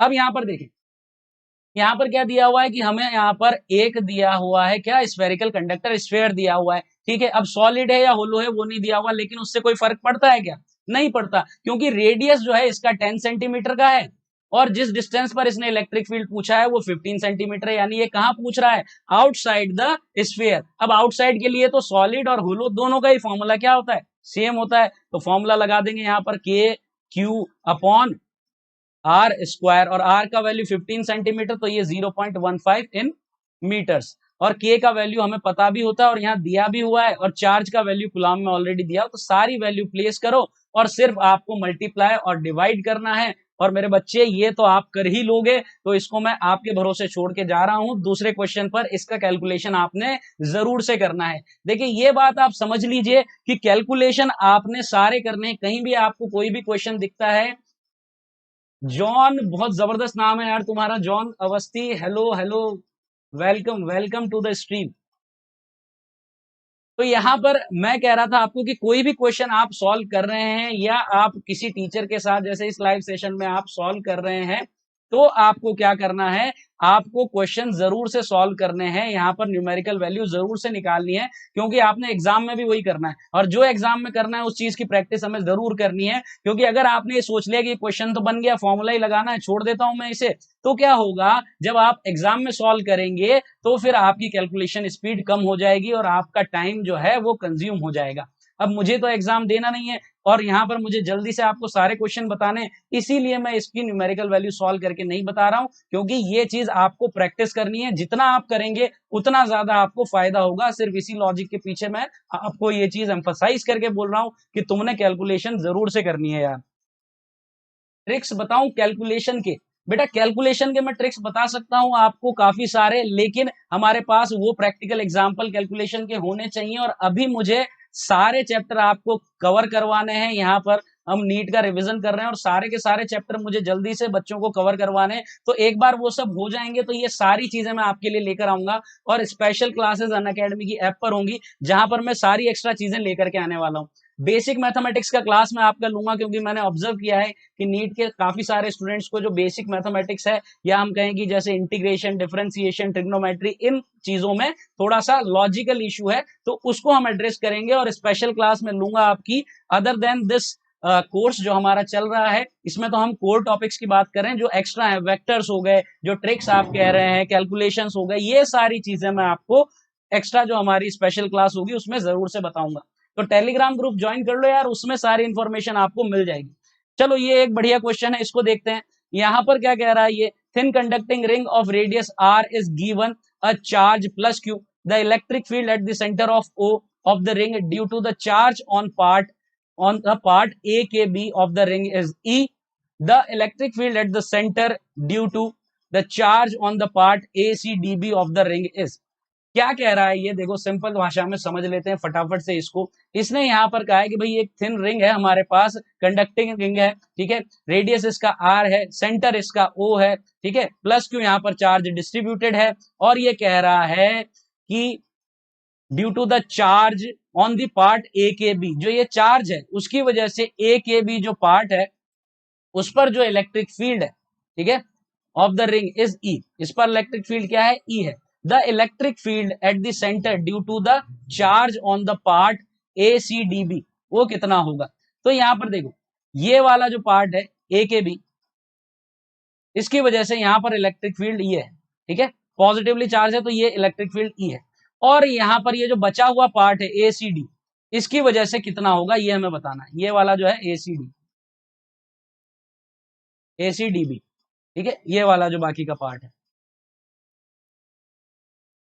ये देखो यहाँ पर, इसकी वजह से electric field कितना होगा ये मुझे बताना है, ठीक है। ये ई था, let's say this is E dash, ठीक है। अब एक चीज आप यहाँ पर समझे, बहुत सिंपल लॉजिक है और इस तरह के और भी क्वेश्चन आ सकते हैं अलग अलग तरह के शेप्स में, ठीक है, लेकिन आपको इसका लॉजिक समझ लेना है यहाँ पर, ठीक है। ये यहाँ पर क्या है, हमें पता है कि यहाँ पर यूनिफॉर्मली चार्ज डिस्ट्रीब्यूटेड है, तो सेंटर पर इलेक्ट्रिक फील्ड क्या होगा, सेंटर पर इलेक्ट्रिक फील्ड जो है 0 होगा, ठीक है। अब इसने कहा हुआ है कि ये वाला जो पोर्शन है इसकी वजह से इधर कितना है, ई है, और मुझे चाहिए कि बाकी का जो भी इलेक्ट्रिक फील्ड हो वो इसको कैंसिल कर दे, तभी तो 0 बनेगा ना। और कैंसिल कब करेगा, जब ये इस ई के एग्जैक्टली अपोजिट हो, तो डायरेक्शन क्या होगी, यही डायरेक्शन होगी, ठीक है। और क्या मैग्नीट्यूड होगा, एग्जैक्टली इस ई के इक्वल इसका मैग्नीट्यूड होगा, ताकि एक दूसरे को कैंसिल करके सेंटर पर हमें इलेक्ट्रिक फील्ड क्या मिल जाए मेरे बच्चों, 0 मिल जाए। तो यही इसका लॉजिक है। तो कितना होगा, ई ही होगा मैग्नीट्यूड में, और किस डायरेक्शन के अलोंग होगा, ओ के अलोंग होगा। ये के ओ के अलोंग था तो ये ओके के अलोंग होगा, सिंपल सी बात है, ठीक है। तो यहां से ये चीज क्लियर हो जाती है कि यानी कि आप यहाँ पर जो यहाँ पर 1/4 वाला जो पार्ट है उसकी वजह से जो इलेक्ट्रिक फील्ड होगा, जो 3/4 पार्ट है उसकी वजह से जो इलेक्ट्रिक फील्ड होगा, दोनों मैग्नीट्यूड में इक्वल और डायरेक्शन में अपोजिट होंगे, ताकि दोनों मिलकर के क्या करें, सेंटर पर इलेक्ट्रिक फील्ड को 0 कर दें, एक दूसरे को कैंसिल आउट कर दें, ठीक है बच्चे। चले अगला है electric field at the centre O of the semi circle of radius A having linear charge density lambda. अरे फॉर्मूला है यार, लड्डू आ गया है तो, ठीक है, तो लड्डू है, फॉर्मूला लगा दो। क्या फॉर्मूला था यहाँ पर इलेक्ट्रिक फील्ड का, it is 2k lambda upon radius A, और k का वैल्यू यहाँ पर टिका दो 1/4 pi epsilon not lambda A। तो ये कितना हो जाता है, lambda upon 2 pi epsilon not A। तो क्या वैल्यू है, ऑप्शन सी। सिंपल है, चमकता है। तो सिंपल सिंपल क्वेश्चन है, देख सकते हैं आपकी फॉर्मूला बेस्ड भी क्वेश्चन हमें मिल जा रहे हैं जो हम आराम से कर सकते हैं। अब आ जाते हैं डाइपोल की बात कर लेते हैं। अब डाइपोल क्या होता है, देखिए इसके नाम से ही पता चल रहा है, डाई का मतलब होता है दो, और पोल का मतलब यहाँ पर पोल वो खंबे वाला पोल नहीं है, पोल का मतलब यहाँ पर हम इस तरह से समझें कि दो अपोजिट चीजों की बात हो रही है, दो अपोजिट एंड्स की बात हो रही है। जैसे हम कहते हैं ना थिंग्स आर पोल अपार्ट, इसका मतलब ये कि एग्जैक्टली अपोजिट है, एक नॉर्थ है तो एक साउथ पोल है। इसी तरह से यहाँ पर इलेक्ट्रिसिटी के केस में, इलेक्ट्रिक के केस में, इलेक्ट्रोस्टैटिक्स के केस में अगर हम बात करें तो पोल का मतलब क्या हो गया कि एक पॉजिटिव है और एक नेगेटिव है, यानी कि एक चार्ज हमारा पॉजिटिव है, एक चार्ज हमारा नेगेटिव है। तो अगर दो हमने इक्वल मैग्नीट्यूड के अपोजिट चार्जेस किसी स्मॉल डिस्टेंस पर प्लेस किए हैं तो वो मिलकर के क्या बनाते हैं, डाइपोल बनाते हैं। और डाइपोल मोमेंट इसका किस तरह से डिफाइन होता है, इसे कहा जाता है बेटे डाइपोल मोमेंट। और डाइपोल मोमेंट एक वेक्टर क्वांटिटी है। तो डाइपोल मोमेंट कैसे डिफाइन होता है, charge into the separation between the two charges, ठीक है। तो चार्ज का वैल्यू यहां पर क्या है, क्यू है, ठीक है। दोनों चार्ज नहीं लेने के आप, यहां पर दोनों ले लें, 2q ले लें या फिर +q -q 0 ले लेना, ऐसा नहीं, कोई सा भी एक चार्ज का मैग्नीट्यूड लेना है आपको, ठीक है, जो कि सिमिलर ही होने चाहिए दोनों। तो यहाँ q और इनका जो बीच का सेपरेशन है d, तो ये मैग्नीट्यूड आ गया। और डायरेक्शन क्या होगी, from negative towards the positive, ठीक है, ये डाइपोल मोमेंट की डायरेक्शन हो जाती है। तो ये आपका डाइपोल है। अब डाइपोल के केसेस में भी हमको काफी चीजें कैलकुलेट करनी होती है, ठीक है। अच्छा डाइपोल को देखिए, यहां पर मैं रिजल्ट आपको बता रहा हूं और इसी से हमारा काम बन जाएगा नीट के एग्जाम में, लेकिन फिर भी इसके पीछे का मैं थोड़ा सा लॉजिक अगर आपको बताऊं तो डाइपोल का मतलब क्या है, आपको इलेक्ट्रिक फील्ड कैलकुलेट करना हो यार, या पोटेंशियल कैलकुलेट करना, कुछ भी हमको कैलकुलेट करना है ना डाइपोल से, तो क्या है, डाइपोल क्या है, असल में दो पॉइंट चार्ज है और पॉइंट चार्ज के लिए तो हमें सब कैलकुलेट करना आता है, इलेक्ट्रिक फील्ड, पोटेंशियल, पोटेंशियल हम आगे सीखेंगे, बट पॉइंट चार्ज के लिए हमें फॉर्मूला पता है, सारी चीजें पता है। तो यहाँ पर असल में क्या है, दो पॉइंट चार्ज एक साथ रख दिए, दैट्स इट, तो उनके लिए कैलकुलेशन कर सकते हैं। खैर हमें करना वैसे नहीं है, हम सीधा रिजल्ट से काम चलाएंगे और रिजल्ट हमें पता होंगे। तो रिजल्ट क्या क्या है, यहाँ पर देखिए कि मैं कैलकुलेट करना चाह रहा हूं electric field at the axis of dipole. Axis क्या है, इन दोनों को ज्वाइन करने वाली ये जो लाइन है, ये क्या है, ये एक्सिस है, ठीक है। अब एक्सिस पर आर डिस्टेंस पर मुझे इलेक्ट्रिक फील्ड चाहिए, और डिस्टेंस कहां से मेजर होती है, इस बात का खास ध्यान रखना है। डिस्टेंस मेजर की जाती है डाइपोल के सेंटर से, ये डाइपोल का सेंटर है, तो सेंटर से डिस्टेंस मेजर की जा रही है, और एक्सिस पर मुझे इलेक्ट्रिक फील्ड निकालना है। तो इसका फॉर्मूला क्या हो जाता है मेरे पास, 2kp vector upon are cube, और इलेक्ट्रिक फील्ड जो है वो एक्सिस के अलोंग ही होता है मेरे बच्चों, और उसी डायरेक्शन में होता है जिस डायरेक्शन में आपका ये p वेक्टर है, यानी कि आपका डाइपोल मोमेंट है। जिस डायरेक्शन में डाइपोल मोमेंट, उसी डायरेक्शन में इलेक्ट्रिक फील्ड। तो देख सकते हैं कि दोनों वेक्टर्स यहां पर हैं, तो दोनों सेम ही डायरेक्शन में होंगे और एक ही लाइन के अलोंग दी एक्सिस है। तो ये फॉर्मूला याद रखिए, 2kp upon are cube, p यहाँ डाइपोल मोमेंट है और यहाँ आर क्यूब यहाँ डिस्टेंस है, ठीक है। अब electric field at the equatorial line, equatorial line कौन सी है भैया, देखो यहाँ पर क्या है, ये हमारा डाइपोल है, ठीक है, ये डाइपोल है हमारा, ठीक। अब डाइपोल का जो मिड पॉइंट है, वहां से आप एक परपेंडिकुलर डाल दो, परपेंडिकुलर बाइसेक्टर डाइपोल को हाफ करता हुआ, ये डाइपोल है, ये नेगेटिव टर्मिनल इसका, ये पॉजिटिव, और इसको बीच में से हाफ कर दिया, तो ये वाली जो लाइन है ना, इसको इक्वेटोरियल लाइन बोला जा रहा है। तो इस इक्वेटोरियल लाइन पर अगर कोई भी पॉइंट है जहां आपने इलेक्ट्रिक फील्ड कैलकुलेट करना है, तो उसका फॉर्मूला क्या आता है, के पी अपॉन आर क्यूब। अब यहाँ पर वेरी गुड, साहिल ने बिल्कुल सही जवाब दिया, बहुत अच्छे बच्चे। तो यहाँ पर फॉर्मूला के पी अपॉन आर क्यूब आ जाता है। एक्सिस पर क्या था, 2kp अपॉन आर क्यूब, यहाँ पर उसका हाफ है, ये याद रखें। और सबसे इंपॉर्टेंट चीज, एक्सिस पर जो यहाँ पर अपना इलेक्ट्रिक फील्ड था, उसका डायरेक्शन डाइपोल मोमेंट की डायरेक्शन के अलोंग था। इक्वेटोरियल पर यहाँ पर जो इलेक्ट्रिक फील्ड है, उसका डायरेक्शन क्या हो गया है, डाइपोल मोमेंट के डायरेक्शन के एग्जैक्टली अपोजिट हो गया है, ओके। अब यहाँ पर बात करते हैं हम electric field at any general point, यानी कि हमारे पास डाइपोल है, तो उसके एक्सिस पर हमने इलेक्ट्रिक फील्ड देख लिया है, उसके इक्वेटोरियल के किसी भी पॉइंट पर इलेक्ट्रिक फील्ड देख लिया है। लेकिन जरूरी नहीं है कि यहाँ पर इक्वेटोरियल और एक्सिस की ही बात हो, अगर किसी जनरल पॉइंट पर हमें इलेक्ट्रिक फील्ड निकालना है तो कैसे कैलकुलेट करेंगे, तो वो बड़ा सिंपल है, यहाँ पर उसका भी हमारे पास रिजल्ट होता है। आप देख सकते हैं कि ये हमारा डाइपोल है, ठीक है, और इससे थीटा एंगल पर आर डिस्टेंस पर कोई पॉइंट है यहाँ पर P, इस पर इलेक्ट्रिक फील्ड हमें फाइंड आउट करना है।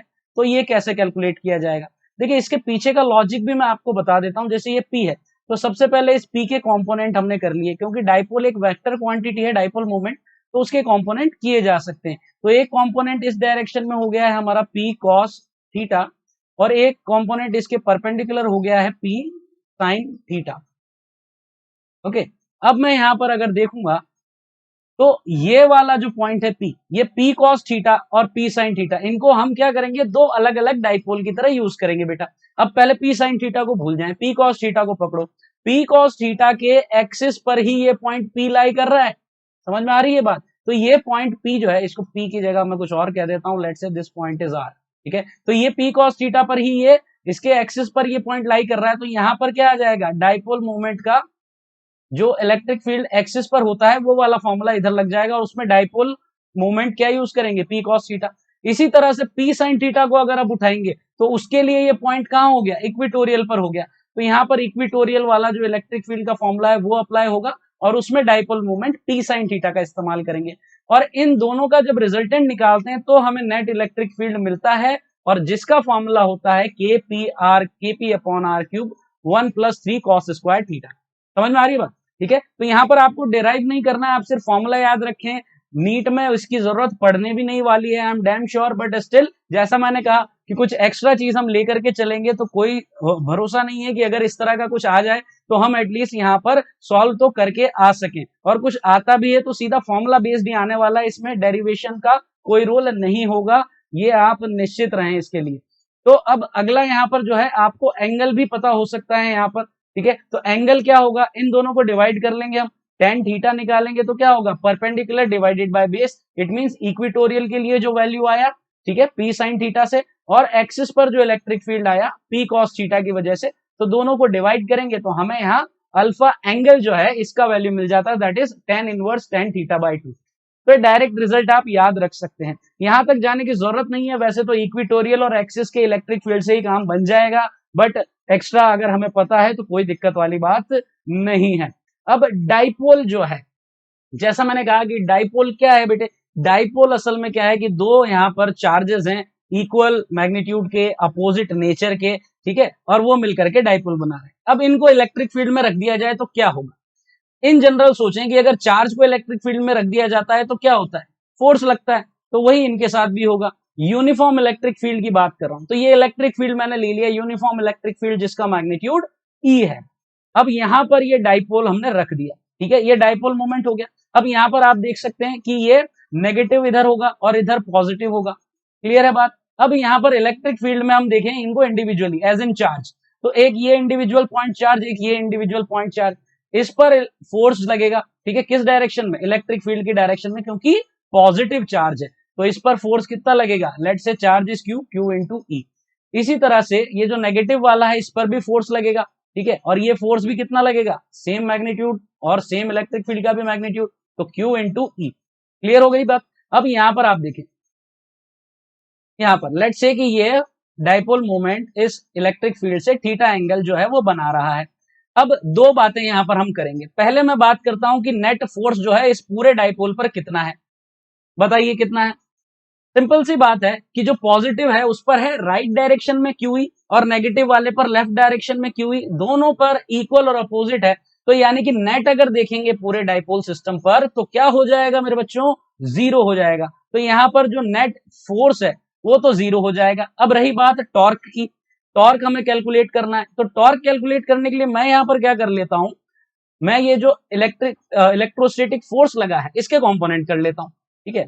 एक कंपोनेंट इधर आएगा, ये थीटा हो गया, तो ये आ जाएगा एफ कॉस थीटा, इसका दूसरा कंपोनेंट इधर आ जाएगा which is F sine theta.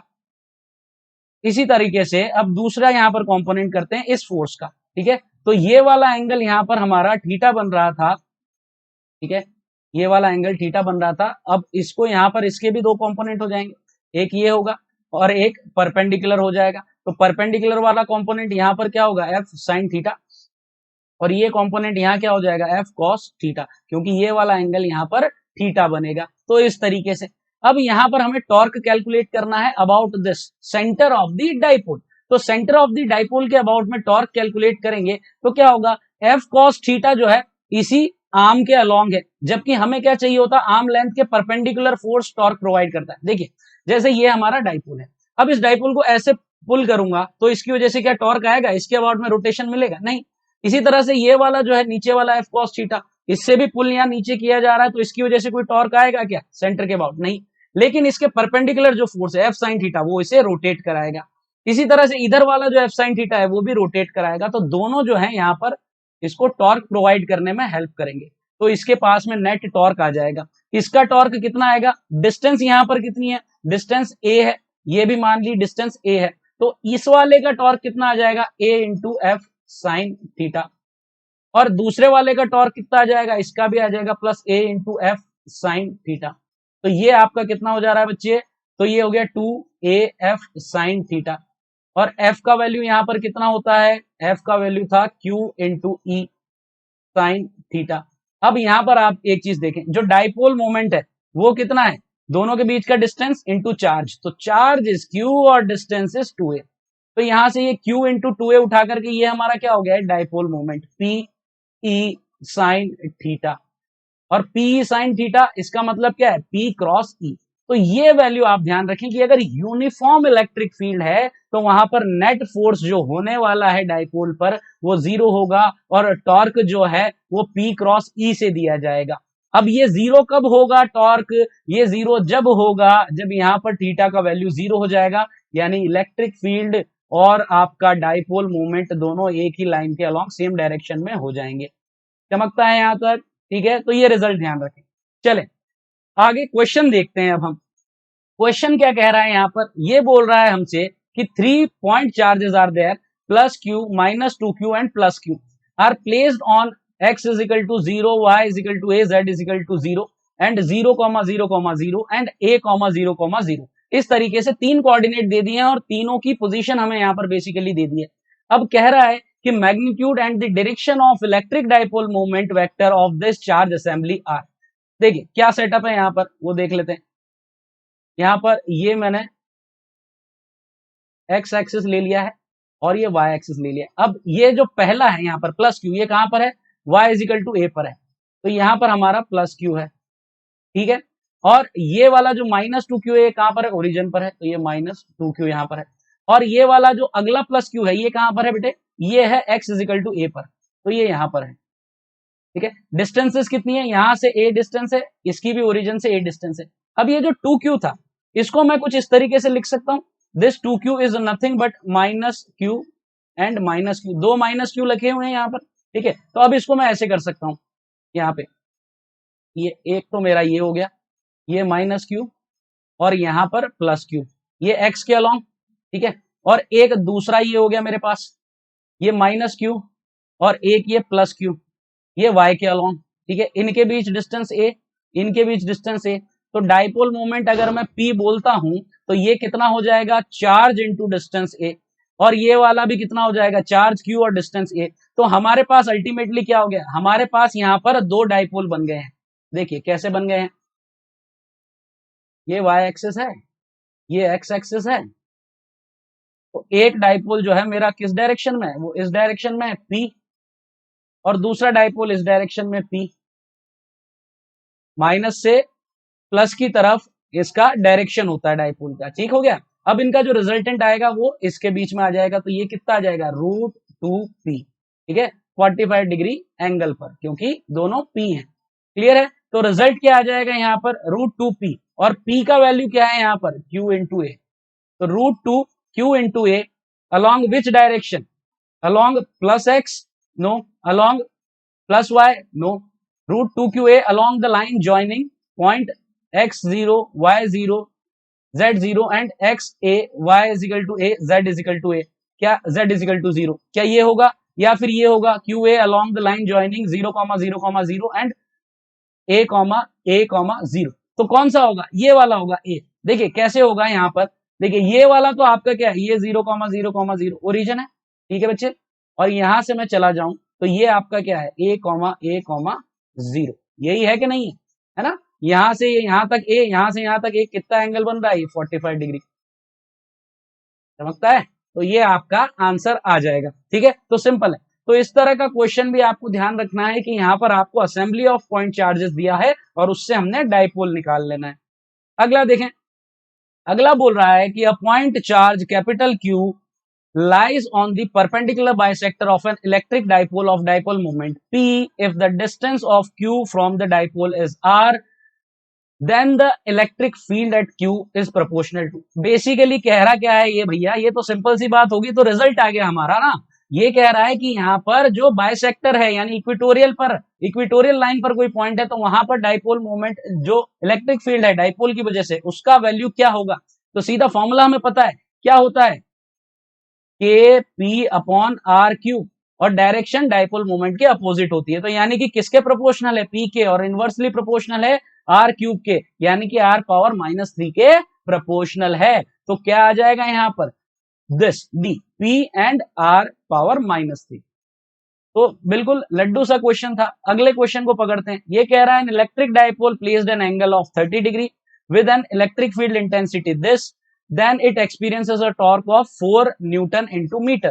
The charge on the dipole if the dipole length is 2 centimeter. Simple है। यहां पर देखिए अपने को क्या बोल दिया, इसने टॉर्क दे दिया, और टॉर्क का वैल्यू हमें पता है P into E into sine theta होता है, क्लियर है बात। अब यहां पर उसने E का वैल्यू दिया है, ये दे दिया 2 into 10 power 5, sine theta, theta का वैल्यू दे दिया यहाँ पर 30, तो यहाँ पर टॉर्क का वैल्यू भी उसने दे दिया है 4, सब ऐसा यूनिट में, तो 4, ये P आ गया, E मेरा है 2 into 10 power 5 and sine 30 is nothing but 1/2।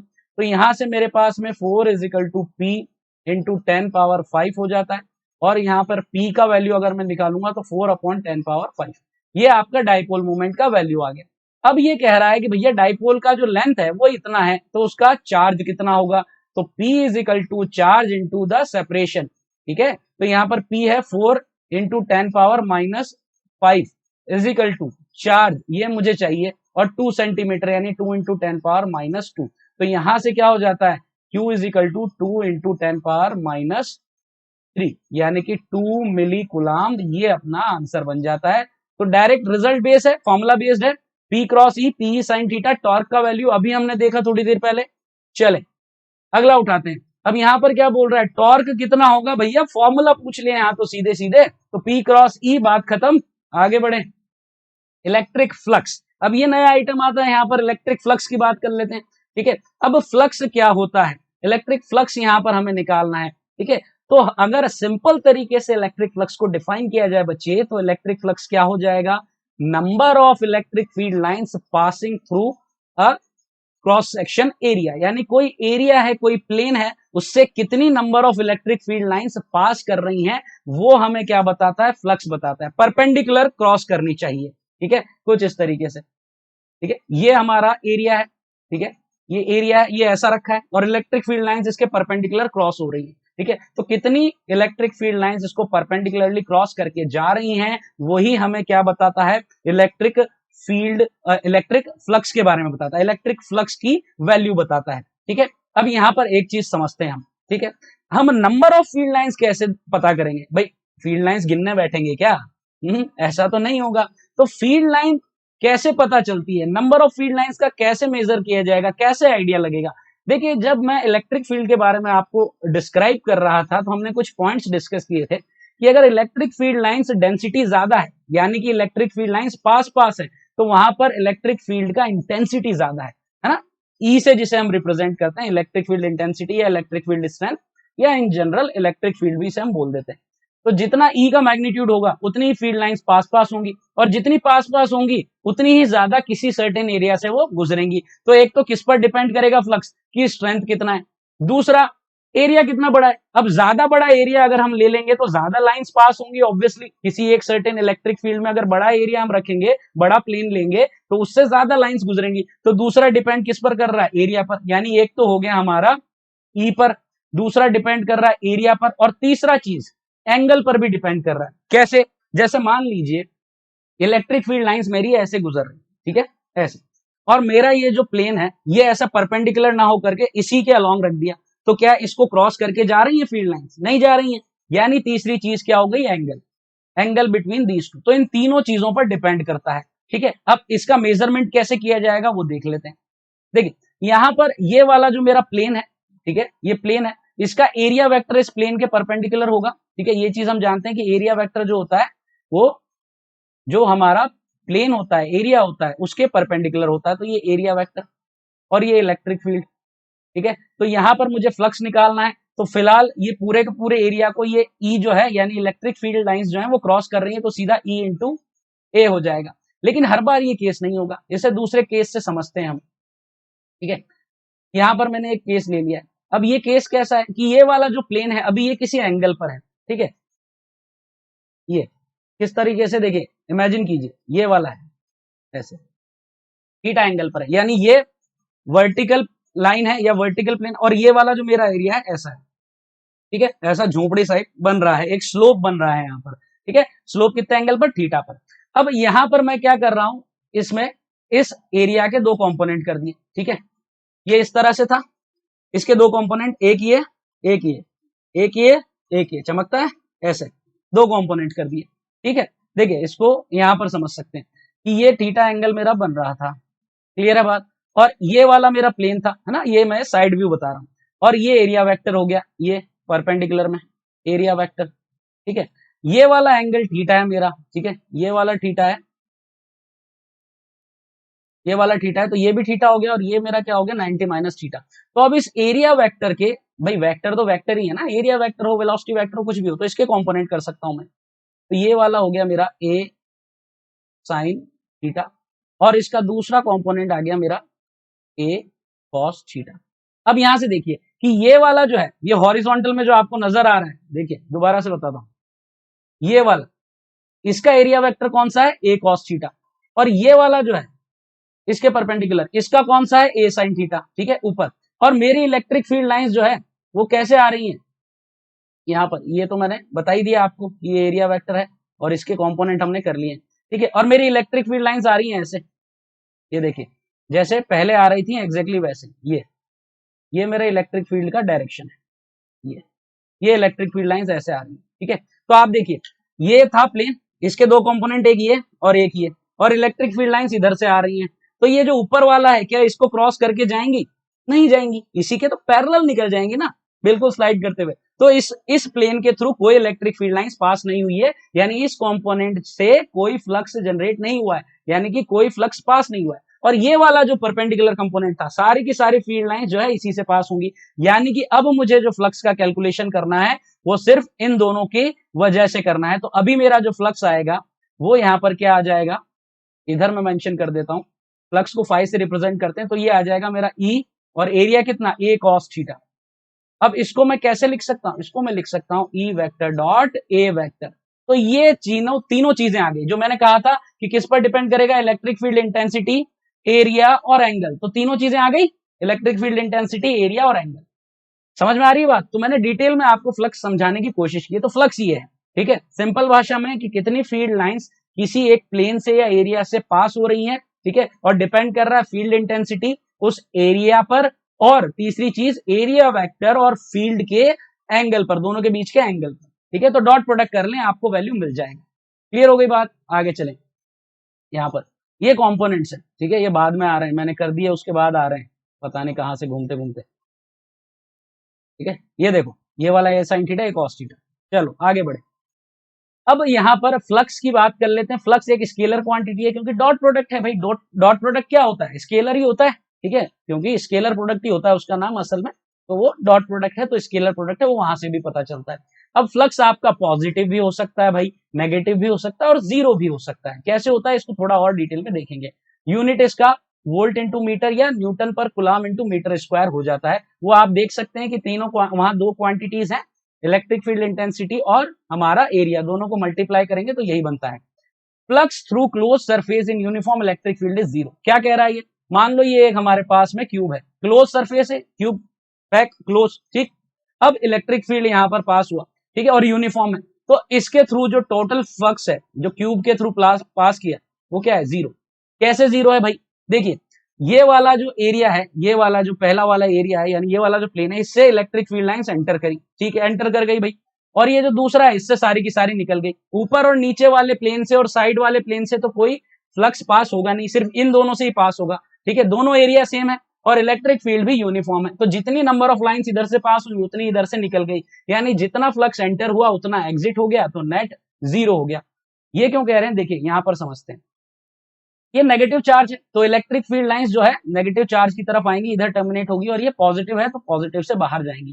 तो बाहर जाने वाली जो फील्ड लाइंस है वो पॉजिटिव फ्लक्स आपको प्रोवाइड करती हैं, और एंटर करने वाली जो फील्ड लाइंस है वो नेगेटिव फ्लक्स प्रोवाइड करती है। यानी कि इस पॉजिटिव क्यू चार्ज की वजह से जो फ्लक्स होगा, flux passing through this cube, वो क्या होगा, पॉजिटिव, और इसकी वजह से नेगेटिव। तो बस यही चीज हुई थी कि उस क्यूब में एंटर जो किए थे तो नेगेटिव फ्लक्स, और उतना ही एग्जिट कर गया पॉजिटिव फ्लक्स, तो negative positive negative positive zero, नील बटे सन्नाटा। चलो, अब यूनिफॉर्म इलेक्ट्रिक फील्ड है और प्लेन एरिया है, तो आपने क्या करना है, जो अभी किया था वही करना है, जैसा मैंने बताया था कि ये आपका मान लीजिए कोई एरिया है, ठीक है, ये एक प्लेन है आपका, ठीक है, इसका एरिया वेक्टर ए वेक्टर है, ठीक है, और इलेक्ट्रिक फील्ड लाइंस कुछ इस तरीके से गुजर रही है, दोनों के बीच एंगल थीटा बन रहा है, तो सिंपली फ्लक्स कैसे आ जाएगा, E A cos theta, dot product, simple है, कोई दिक्कत वाली बात नहीं। ओके। फिर दूसरा केस हो सकता है कि नॉन यूनिफॉर्म इलेक्ट्रिक फील्ड हो और प्लेन हो यहाँ पर, ठीक है, यानी कि एरिया तो हमारा प्लेनर है लेकिन इलेक्ट्रिक फील्ड जो है नॉन यूनिफॉर्म है। ये यहाँ पर एक्स हो गया, ये यहाँ पर वाई हो गया। अब ये कह रहा है कि जो इलेक्ट्रिक फील्ड है वो किस प्रकार से है, ई नॉट एक्स के कैप, यानी किधर की तरफ है, यहाँ पर आउटसाइड द प्लेन, ठीक है, ये एक्स वाई प्लेन के परपेंडिकुलर इलेक्ट्रिक फील्ड है, ठीक है। अब फ्लक्स निकालना है, कैसे निकालू, यहाँ पर ये तो वेरिएबल इलेक्ट्रिक फील्ड हो गया। इतनी कॉम्प्लेक्स सिचुएशन नीट में नहीं देखने को मिलेगी। इट इज जस्ट कि मैं आपको फील करवाना चाहता हूं कि क्या लॉजिक्स होते हैं और किस तरह से हम सोचते हैं और मैथमेटिक्स कैसे अप्लाई होती है। तो इसीलिए ये थोड़ा सा आप देख लें, कोई इसमें टेंशन वाली बात नहीं है, इसको आपने अप्लाई करने की जरूरत पड़ेगी ही नहीं नीट में। खैर जल्दी से देख लेते हैं। तो मैं क्या करता हूं, एक्स पर जाकर के ये मैंने एलिमेंट ले लिया, एक स्लैब ले ली, ठीक है, डीएक्स की, और ये जो स्क्वायर है इसका साइड है लेट से ए, ये स्क्वायर है, इसका साइड है ए। अब यहाँ पर छोटा सा एरिया डी ए एलिमेंट का, वो कितना हो गया, ए इंटू डी एक्स। ये इसकी लंबाई स्लैब की और ये इसकी चौड़ाई डी एक्स, लंबाई इंटू चौड़ाई, ये एरिया हो गया। ठीक है, अब इलेक्ट्रिक फील्ड जो है इस एरिया से कैसे पास हो रहा है, परपेंडिकुलर टू द प्लेन, यानी कि एरिया वेक्टर भी perpendicular to the plane, electric field भी के कैप में। तो यहाँ पर जो फ्लक्स है डी फाई, वो कितना आ गया, E naught X into A D X. अब मुझे कंप्लीट फ्लक्स चाहिए तो इंटीग्रेट कर दो भाई, कहां से कहां तक, यहां से पहला स्लैब लेंगे, लास्ट यहां तक जाएगा, यानी 0 टू ए। तो नेट फ्लक्स यहां पर क्या आ जाएगा, E naught A constant X square by 2, और एक्स का वैल्यू क्या है A, E naught A cube by 2। ये टोटल फ्लक्स आ जाता है। ठीक है, ओके, सिंपल। चले आगे बढ़ते हैं। अब क्या है, नॉन यूनिफॉर्म इलेक्ट्रिक फील्ड है और नॉन प्लेनर एरिया है।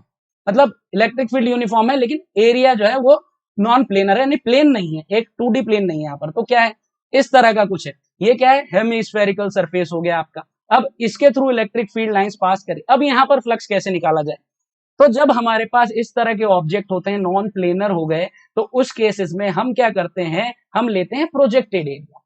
सिंपल। प्रोजेक्टेड एरिया क्या होता है भाई, जैसे मान लीजिए कि यहाँ पर ये हेमिस्फेरिकल सरफेस है और यहाँ पर मैं एक लाइट सोर्स लगा देता हूँ, या मैं यहाँ पर एक टॉर्च लगा देता हूँ इस तरीके से। ठीक है, अब टॉर्च यहाँ पर लगाई है तो ये यहाँ पर अगर मैंने एक स्क्रीन ले ली तो स्क्रीन पर क्या प्रोजेक्ट होगा, इस हेमिस्फीयर का क्या इस यहाँ पर प्रोजेक्ट होगा, एक सर्कल। जितना इस हेमिस्फीयर का रेडियस है उसी रेडियस का यहाँ पर सर्कल प्रोजेक्ट होगा। ठीक है, तो हम क्या यहाँ पर लेंगे, इस केस में प्रोजेक्टेड एरिया लेंगे मेरे बच्चों, क्या लेंगे, प्रोजेक्टेड एरिया। ठीक है, तो प्रोजेक्टेड एरिया जो है वो कितना आ जाएगा, पाई आर स्क्वायर, और electric field let say E है तो फ्लक्स कितना आ गया, E into pi r square, as simple as that. ठीक है, तो ये सिचुएशन भी आ सकती है। देखिए मैं कुछ चीजें यहाँ पर आपको एक्स्ट्रा बताने की इसलिए कोशिश कर रहा हूं क्योंकि नीट में हो सकता है कि एक दो क्वेश्चन ऐसे देखने को मिल जाए जो होंगे बड़े सिंपल। जैसे यहाँ प्रोजेक्टेड एरिया निकालना बड़ा सिंपल है, अगर स्फीयर होगा तो उसका प्रोजेक्टेड एरिया क्या होगा, सर्कल होगा सेम रेडियस का। अगर क्यूब है तो उसका प्रोजेक्टेड एरिया क्या होता है, उसका प्रोजेक्टेड एरिया स्क्वायर होता है सेम साइड का। वैसे क्यूब में प्रोजेक्टेड एरिया लेने की जरूरत नहीं है क्योंकि वो ऑलरेडी प्लेनर है, लेकिन स्फीयर और हेमिस्फीयर में यहाँ पर नॉन प्लेनर एरिया होता है, इसलिए प्रोजेक्टेड एरिया लिया जा रहा है। ठीक है, ओके। अब यहाँ क्वेश्चन देख लेते हैं। क्वेश्चन क्या कह रहा है भाई, a square surface of side L meter in the plane of paper is placed in uniform electric field E acting along same plane at an angle theta with the horizontal side of the square shown in the figure. The electric flux linked to the surface. अब यहाँ पर क्या कह रहा है कि ये जो प्लेन है, जो स्क्रीन आपको नजर आ रही है, उसी में आपका ये एरिया है, ठीक है, स्क्वायर एरिया, और उसी में आपकी इलेक्ट्रिक फील्ड लाइंस है, उसी प्लेन में। ठीक है, तो जब दोनों सेम प्लेन में है यहाँ पर, यानी कि जो आपका एरिया वेक्टर है वो कैसा होगा, वो तो आउटसाइड द प्लेन होगा, और आपका जो इलेक्ट्रिक फील्ड है वो उसी प्लेन में है। तो दोनों के बीच एंगल कितना हो गया, यहाँ पर थीटा हो गया आपका 90 डिग्री। तो जब 90 डिग्री हो जाता है बच्चे तो फ्लक्स क्या हो गया, जीरो हो गया ना। यानी कि आप देखें कि ये प्लेन है और इलेक्ट्रिक फील्ड लाइंस ऐसे ही पास कर रही है, उसको क्रॉस नहीं कर रही किसी भी तरह से, तो जीरो हो जाएगा। इस तरह के क्वेश्चन आप देख सकते हैं कि डायरेक्ट रिजल्ट यहां से हम निकाल पा रहे हैं, कुछ कैलकुलेशन नहीं करना है। ठीक है, अगले में क्या बोल रहा है, a square surface of side L meters in the plane of the paper A, uniform electric field E also in the plane of the paper। तो यही खत्म हो जाता है यार, आगे पढ़ो ही मत। यूनिफॉर्म इलेक्ट्रिक फील्ड, ठीक है, and this surface area it is also in the plane and this uniform electric field it is also in the plane of the paper, then electric field is zero। Same चीज है, यहां पर आपका plane है और यहीं पर से फील्ड लाइंस पास हो रही है, वो इतने से एरिया के ऊपर से गुजर रही है या बाकी एरिया के ऊपर से, डजंट मैटर, क्रॉस तो करा ही नहीं ना, क्रॉस करना जरूरी है भाई, तो जीरो हो गया। गॉस लॉ भैया, गॉस लॉ पर आ जाओ फटाफट, समझते हैं। ठीक है, आई होप सबको बढ़िया से मस्त चमक रहा होगा अभी तक सारी चीजें जो हमने डिस्कस करी हैं। ठीक है, लंबे लंबे सेशंस हो रहे हैं, पर यही समय है लंबे सेशंस करने का भी और इनको पढ़ने का भी, क्योंकि नीट का एग्जाम सर पे खड़ा है और सारी चीजें हमें जबरदस्त तरीके से रिवाइज कर लेनी है। तो गॉस लॉ पर आ जाओ बच्चों फटाफट से। गॉस लॉ क्या कहता है, गॉस लॉ भी फ्लक्स के बारे में ही बात करता है। गॉस लॉ कहता है कि जो फ्लक्स है किसी एनक्लोज्ड सरफेस के थ्रू जो पास होने वाला फ्लक्स है, वो उसने सरफेस ने, क्लोज सरफेस ने कितना चार्ज रखा हुआ है अपने अंदर, कितना चार्ज एनक्लोज किया हुआ है, उसके प्रोपोर्शनल होता है, और प्रोपोर्शनलिटी साइन हटाते हैं तो 1/एप्सिलॉन नॉट लग जाता है, जहां एप्सिलॉन नॉट हम पहले ही डिस्कस कर चुके हैं, परमिटिविटी होता है वैक्यूम का। ठीक है, क्या कह रहा है ये, मान लो कि ये एक हमारे पास स्फेरिकल सरफेस है, ठीक है, स्फेरिकल सरफेस, एनक्लोज सरफेस, ठीक है, और इसके अंदर चार्ज रखा है Q0। ठीक, अब मुझे पता करना है कि भाई इस फ्लक्स, इस सरफेस के थ्रू, इस पूरा जो स्फेरिकल सरफेस है इसके थ्रू पास होने वाला फ्लक्स कितना है, कितना होगा, चार्ज एनक्लोज कितना है, Q0/एप्सिलॉन। सिंपल, बहुत सिंपल हो गया। ठीक है, तो गॉस लॉ ये चीज आपके लिए बड़ी आसान बना देता है। ठीक है, अब फ्लक्स जो है इस बात पर डिपेंड नहीं करता कि शेप या साइज क्या है गॉसियन सरफेस का, ये जो एनक्लोज सरफेस ली होती है इसे गॉसियन सरफेस कहा जाता है। अब मान लीजिए कि इस चार्ज को मैं एक क्यूब के अंदर एनक्लोज कर देता हूं, ये यहां पर मैंने क्यूब बना लिया एक, ठीक है, और ये क्यूब किसी भी साइज का या शेप का हो सकता, शेप तो क्यूब है, सॉरी साइज का हो सकता है। अब इसमें Q0 है, इसके थ्रू फ्लक्स कितना होगा, चार्ज एनक्लोज कितना किया है क्यूब ने बेटे, Q0 डिवाइडेड बाय एप्सिलॉन, खत्म। तो यानी कि इस बात पर डिपेंड नहीं किया कि ये स्फीयर था या क्यूब था, या कितना बड़ा स्फीयर है या कितना बड़ा क्यूब है, चार्ज कितना एनक्लोज किया है सरफेस ने उस पर डिपेंड कर रहा है सिर्फ और सिर्फ। ठीक है, दूसरा, does not depend on the orientation of the charges inside the surface. अब इस पर ओरिएंटेशन पर भी डिपेंड नहीं करता, अब ये चार्ज मैं सेंटर पर रखूं या इसको उठा करके मैं सरफेस के नजदीक रख दूं या इस साइड रख दूं, कहीं भी रख दूं, फ्लक्स उतना ही रहने वाला है, ओरिएंटेशन यानी पोजीशन पर भी डिपेंड नहीं कर रहा है। बहुत अच्छी बात है, इंपॉर्टेंट बात है। अब flux due to charge outside the Gaussian surface is zero, यानी कि एक गॉसियन सरफेस है, मान लो स्फेरिकल सरफेस है, इसके बाहर कोई चार्ज रखा है, तो इसकी वजह से इस पूरे गॉसियन सरफेस से पास होने वाला फ्लक्स क्या होगा, जीरो होगा। क्यों होगा, देखो मैंने क्या कहा, यहां से देखो इलेक्ट्रिक फील्ड लाइन जा रही है, जितनी यहां से एंटर करी उतनी इधर से एग्जिट कर गई, नहीं समझे, जितनी एंटर करी उतनी ही एग्जिट कर गई, तो फ्लक्स क्या होगा, जीरो हो गया। Electric field at the Gaussian surface is due to both charges inside as well as outside, ये इंपॉर्टेंट चीज है। जैसे मान लो ये मैंने ले लिया, ठीक है, अब दो चार्जेस हैं, एक चार्ज Q1 यहां अंदर है, एक चार्ज Q2 बाहर है। ठीक है, अब मैं आपको बोल रहा हूं कि बताओ इस गॉसियन सरफेस से पास होने वाला फ्लक्स जो है वो किस पर डिपेंड करेगा, या जो फ्लक्स है वो किसकी वजह से होगा, Q1 की या Q2 की। तो किसकी वजह से होता है, चार्ज एनक्लोज की वजह से होता है, और एनक्लोज चार्ज कितना है, Q1।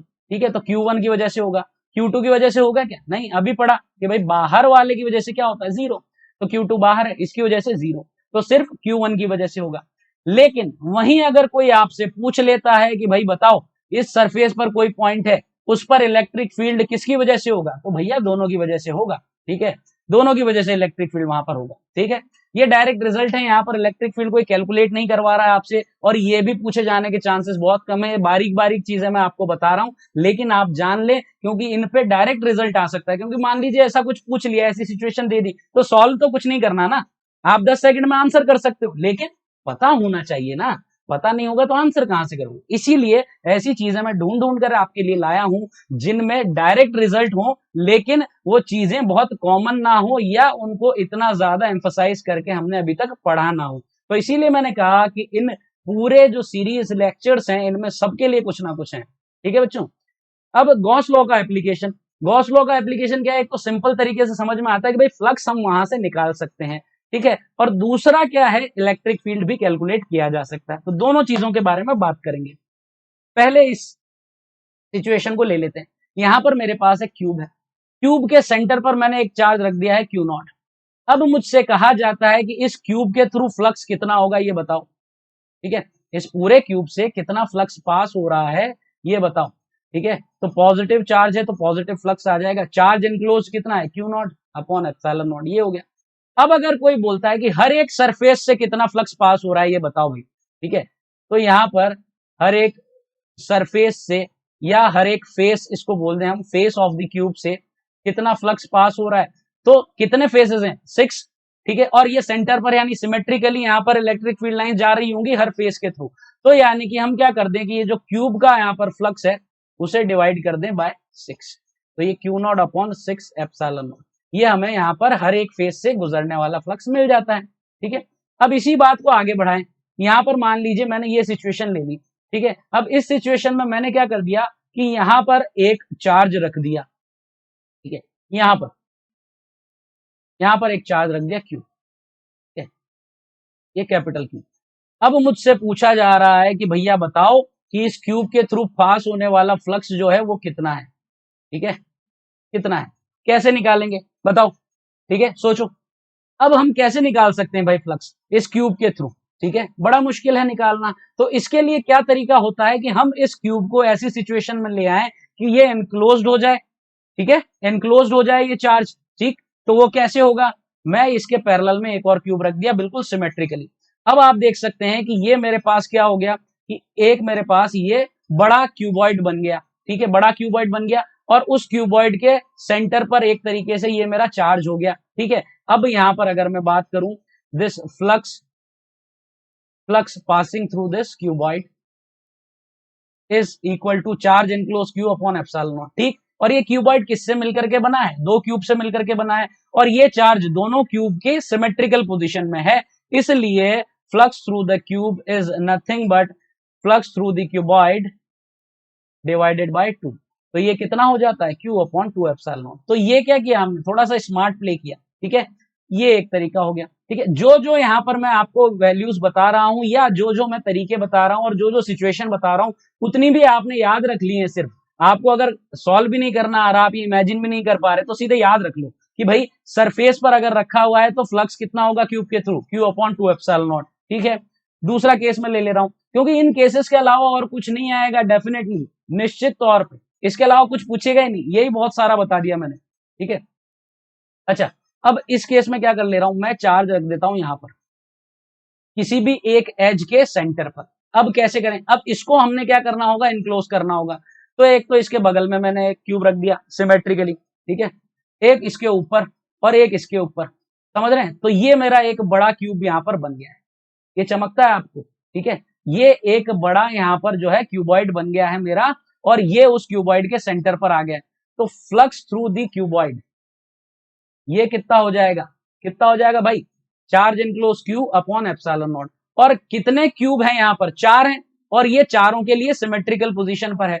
तो यहां पर हर एक क्यूब के थ्रू कितना फ्लक्स पास होगा, ये क्यूबॉइड का जो फ्लक्स है उसको डिवाइड कर दें आप 4 से, तो ये आ गया क्यू अपॉन 4 एप्सिलॉन नॉट। तो अब ये भी रिजल्ट हो गया कि अगर एज के सेंटर पर है तो क्यू अपॉन 4 एप्सिलॉन नॉट। अब ये सिचुएशन, अब यहां पर मैंने क्या कर दिया, कॉर्नर पर रख दिया भैया, ठीक है, ये जबरदस्त है, कॉर्नर पर रख दिया। अब क्या होगा, अब इसको हमने इनक्लोज करना है तो क्या करना होगा, एक इसके बगल में, एक इसके पीछे, एक उधर पीछे, चार हो गए। अब ये चारों के ऊपर बैठा है, अभी भी इनक्लोज नहीं हुआ। अब ऐसे के ऐसे ही चार मैं ऊपर से ला करके टिका देता हूं, ये क्या समझे, ठीक है ना, समझ गया। तो अब ये सेंटर पर आ गया और एक बड़ा क्यूब बन गया, ठीक है। तो यहां पर अगर मैं फ्लक्स देखूं, ठीक है, फ्लक्स, ठीक, फ्लक्स ये कितना हो गया, चार्ज इनक्लोज, ये बड़े क्यूब की बात कर रहा हूं मैं, ये जो आपने ब्लैक लाइन से दिख रहा है बड़ा क्यूब, उसके थ्रू फ्लक्स कितना है, क्यू अपॉन एप्सिलॉन नॉट। और ऐसे कितने क्यूब हैं यहाँ पर, छोटे छोटे 8, देयर आर 8 क्यूब्स और ये सभी के लिए सिमेट्रिकल पोजीशन पर है, बिल्कुल सेंटर में है, सभी के लिए सिमेट्रिकल पोजीशन में है ये चार्ज। तो यहाँ पर flux through each cube that is going to be this flux divided by 8। तो ये कितना हो जाएगा, क्यू अपॉन 8 एप्सिलॉन नॉट। ये रिजल्ट याद रख लो भाई, ठीक है, समझ में आ गई बात। तो सारी चीजें हो गई। अगर साइड पर रखा है किसी एक, ठीक है, साइड के सेंटर पर, वहां से भी पता चल गया, ठीक है, एज के सेंटर पर रखा है वहां से पता चल गया और कॉर्नर पर रखा है क्यूब के, वहां से पता चल गया। अब यहां पर देख लेते हैं questions. What is the flux through a cube of side A if a point charge Q is at one of its corner. अभी देखा हमने भाई, रिजल्ट आ गया क्यू अपॉन 8 एप्सिलॉन नॉट, सीधा, इसीलिए कह रहा हूं मैं, रिजल्ट ही ध्यान रख लोगे काम बन जाएगा। A charge q is enclosed by a Gaussian spherical surface of radius r. If radius is doubled, then the outward electric flux will remain the same. क्यों भैया, रेडियस डबल किया ना, मैंने कहा था आपको कि शेप पर डिपेंड नहीं करता है और ना ही साइज पर डिपेंड करता है कि चार्ज कितना इनक्लोज है। तो चार्ज तो वही है, रेडियस बढ़ा दो आप, कितना ही बड़ा कर लो उसको, स्फीयर को, doesn't matter. Next, a hollow cylinder has a charge q coulomb within it. If phi is the electric flux in the unit of voltmeter associated with the curved surface B, the flux linked with the plane surface A in units of volt into meter will be. देखिए क्या कह रहा है भाई, ये हमारा एक cylindrical surface है, इसके अंदर चार्ज जो है वो क्यू रखा है, ठीक है। तो फ्लक्स जो है थ्रू द सिलेंडर वो कितना हो जाएगा यहाँ पर फाई, ठीक है, वो इसने दिया हुआ है, ठीक है, flux through the cylinder is 5। अब ये कैसे आएगा, यहाँ पर सरफेसेस कितनी है, एक तो ये कर्ड सरफेस है बी और दो प्लेनर सरफेसेस है ए एंड सी, तो flux A, flux through B and flux through C, ये हो जाएगा। अब एक चीज देखें कि ए और सी जो है बिल्कुल सिमिलर एरियाज है, ठीक है, यहां पर, और दोनों के लिए ये चार्ज सिमेट्रिकल पोजीशन पर है, यानी कि इन दोनों से ए और सी से पास होने वाला फ्लक्स सेम होगा, ठीक है ना, साइन भी सेम होगा, दोनों के लिए पॉजिटिव होगा क्योंकि दोनों से फील्ड लाइन सिमिलर तरीके से पास होंगी और एरिया भी सेम है क्योंकि ये दोनों से एक इक्वल पोजीशन पर है, सिमेट्रिकल पोजीशन पर है, ठीक हो गया। तो ये फाइ जो है ये क्या हो गया यहाँ पर 2 फाइ ए प्लस फाइ बी, ठीक हो गई बात। अब यहां से मैं क्या कर सकता हूं, मुझे क्या निकालना है, फाइ ए निकालना है, phi A is equal to phi minus flux through B divided by 2, ये करना है हमने, ठीक है, ये चीज करना है। अब ये क्या कह रहा है, ओके माय मिस्टेक, ये फ्लक्स थ्रू द सिलेंडर इसको कर लो, ठीक है, flux through the cylinder, flux through the cylinder, ठीक है, यहां पर फ्लक्स थ्रू द सिलेंडर और इसने ऑलरेडी गिवन है phi B is equal to phi, ये ऑलरेडी गिवन है बच्चों, ठीक है, तो ये हो गया फ्लक्स थ्रू द सिलेंडर, ठीक है, तो यहां पर क्या हो जाएगा, फ्लक्स थ्रू द सिलेंडर, तो flux through the cylinder minus flux through B. अब फ्लक्स थ्रू द सिलेंडर जो है वो कितना होगा, चार्ज इनक्लोज कितना किया है सिलेंडर ने, Q, Q upon epsilon naught, तो ये कितना हो गया, Q upon epsilon naught minus phi divided by 2, तो ये आपका फ्लक्स थ्रू एरिया ए आ जाएगा, ठीक है। तो देख लो यहां पर कौन सा बन रहा है, 1/2 into Q upon epsilon naught minus 5, option D, ठीक है। अगला क्या बोल रहा है, a charge Q is located at the centre of Q, the electric flux through any surface, किसी भी फेस से, ठीक है, तो फेस से कितना होगा भाई, टोटल क्यूब से कितना होगा, ये होगा Q अपॉन एप्सिलॉन नॉट, ठीक है, और फेस से कितना होता है भाई, कितने फेसेस होते हैं 6, तो इसका 1/6, ठीक है, ये मैंने आपको बताया भी था। अब यहाँ पर एप्सिलॉन नॉट कैसे लिखा हुआ है, देखिए 1/4 पाई एप्सिलॉन नॉट, ठीक है, ये चीज होती है, क्लियर, यहाँ पर charge Q is located at the centre of the cube, the electric flux through any face, ठीक है, तो ये हो गया यहाँ पर Q upon 6 epsilon not, clear हो जाती है बात। अब Q अपॉन 6 एप्सिलॉन नॉट यहाँ पर देखो कहाँ दिया हुआ है, Q अपॉन 6 एप्सिलॉन नॉट, देखो इसने क्या किया, इसने थोड़ा सा स्मार्टनेस दिखाई है, ठीक है, 4 पाई और 4 पाई लिख दिया, तो 4 पाई तो कैंसिल हो जाए, ऑप्शन में कंफ्यूज करने की कोशिश कर रहा है। तो मैंने आपको कहा था कि ये एग्जामिनर जो है हमारे मजे लेने की कोशिश करेगा, हमें ध्यान रखना है, ठीक है, तो ये कैंसिल हो गया, तो Q अपॉन 6 एप्सिलॉन, ठीक है, चले आगे बढ़े। अगला यहाँ पर क्या कह रहा है, charge Q placed at the center of the cube, the flux coming out from each face will be, same question भैया रिपीट हो गया, फिर से रिपीट हो गया, ठीक है, तो क्या हो जाएगा यहाँ पर फिर से 6, यहाँ पर क्या बोला है Q माइक्रोकुलाम, तो माइक्रोकुलाम के लिए आ गया डिवाइडेड बाय 6, ऑप्शन ए। अगला Q is situated at the corner of the cube, electric flux pass through all the 6 surfaces of the cube, यानी पूरे क्यूब से कितना पास हो रहा है, तो Q upon 8 epsilon not, same result. Next, a point charge Q is placed at the center of the cube of side L, the electric flux emerging from the cube, कहां रखा हुआ है, सेंटर पर, सेंटर पर रखा हुआ है, तो Q upon epsilon not, side से कोई लेना देना है ही नहीं भैया, मैंने बताया ना शेप और साइज से तो फर्क ही नहीं पड़ेगा। चलो अब दूसरा जो मेजर एप्लीकेशन है गॉस लॉ का, वो क्या है कि इलेक्ट्रिक फील्ड जो है इसका हम पता लगा सकते हैं गॉस लॉ का इस्तेमाल करके। कैसे लगा सकते हैं, कुछ स्टेप में आपको मैं फटाफट से बता देता हूं। पहले हमने क्या करना है, गॉसियन सरफेस अज्यूम करनी है, गॉसियन सरफेस ऐसी होनी चाहिए कि उस पॉइंट से वो पास करे जिस पॉइंट का हमें जिस पॉइंट पर इलेक्ट्रिक फील्ड हमें निकालना है, ये बात हो गई, ठीक है। और उसके बाद हमें फ्लक्स कैलकुलेट कर लेना है। फ्लक्स कैलकुलेट करना हमने दो तरीके से सीखा, एक तो मैंने बताया कि कैसे कर सकते हैं E डॉट ए से, और अगर इलेक्ट्रिक फील्ड आपका वेरिएबल है तो integration E dot D A करेंगे, क्लियर हो गई बात। और दूसरा हम कैसे फ्लक्स कैलकुलेट करते हैं, गॉस लॉ से, तो गॉस लॉ से फ्लक्स कैलकुलेट करें, charge enclose upon epsilon not. अब दोनों क्या है, फ्लक्स ही तो है ना भैया, तो दोनों को क्या करें, कंपेयर करें और यहां से इलेक्ट्रिक फील्ड निकल आएगा, ठीक है। देखें कैसे करना है, मैं बताता हूं। Electric field due to a charge wire, इसका फॉर्मूला हमने पहले भी देखा था, अब इसे गॉस लॉ से करते हैं। तो ये इलेक्ट्रिक फील्ड है, और यहाँ से किसी एक सर्टेन डिस्टेंस पर कोई पॉइंट है, यहाँ पर मुझे इलेक्ट्रिक फील्ड निकालना है। अब मैं क्या करूंगा, गॉसियन सरफेस लूंगा। अब गॉसियन सरफेस लेने के कुछ पॉइंट्स हैं। एक तो ये कि वो उस पॉइंट से तो पास करे ही करे जिस पॉइंट पे हमें इलेक्ट्रिक फील्ड निकालना है, ठीक हो गई बात। दूसरा क्या होना चाहिए कि गॉसियन सरफेस में हमारे जो इलेक्ट्रिक फील्ड हैं, जो इलेक्ट्रिक फील्ड लाइंस गुजरे गॉसियन सरफेसेस से, वो वहां पर क्या हो, सिमेट्रिकली गुजरे, यानी कि क्या हो कि डायरेक्शन सेम रहे, कांस्टेंट रहे, ठीक है। और कांस्टेंट भी किस तरह से रहे कि या तो 0 डिग्री बनाए या 90 डिग्री बनाए, ताकि कैलकुलेशन आसान हो। क्या कह रहा हूं मैं, नहीं समझ रहा होगा, देखो एग्जाम्पल से समझाता हूं। ये मैंने गॉसियन सरफेस लिया, ये मेरा गॉसियन सरफेस है, इमेजिनरी गॉसियन सरफेस ये मैंने लिया है, यहां था नहीं ये, मैंने लिया है। और क्या लिया है, सिलेंडर। सिलेंडर क्यों लिया है, क्योंकि हमें पता है कि इस इलेक्ट्रिक, ये जो हमारा चार्ज वायर है, इनफाइनाइट चार्ज वायर है जिसपे इलेक्ट्रिक चार्जेस हैं, इसकी वजह से इलेक्ट्रिक फील्ड कैसा होता है।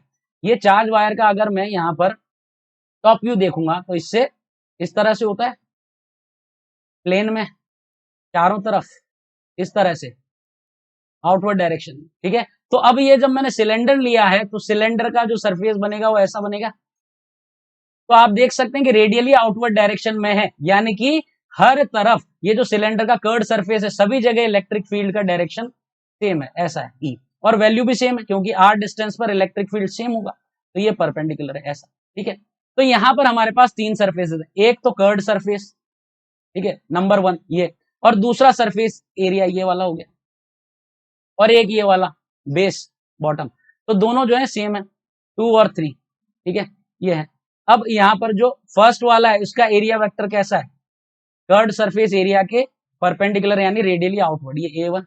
इसका एरिया वेक्टर कैसा है, इस सरफेस के परपेंडिकुलर, इसका कैसा है, और यहां से इलेक्ट्रिक फील्ड कैसा है, ऐसा है, और यहां पर भी इलेक्ट्रिक फील्ड कैसा है, ऐसा है, यानी कि यहां पर इलेक्ट्रिक फील्ड परपेंडिकुलर है, ठीक है। और इलेक्ट्रिक फील्ड परपेंडिकुलर है यानी कि फ्लक्स क्या होगा, E A cos theta 90 degree 0, यानी कि flux through area 2 and flux through area 3 is going to be 0। तो जो भी फ्लक्स आएगा वो सिर्फ और सिर्फ किसके इक्वल आ जाएगा, यहाँ पर जो फर्स्ट वाले की वजह से, ठीक है। और उसकी वजह से कितना है यहाँ पर, क्योंकि टोटल फ्लक्स जो है आपका वो क्या होना है, ये सभी सरफेस एरिया के थ्रू पास होने वाले फ्लक्स का एडिशन होगा,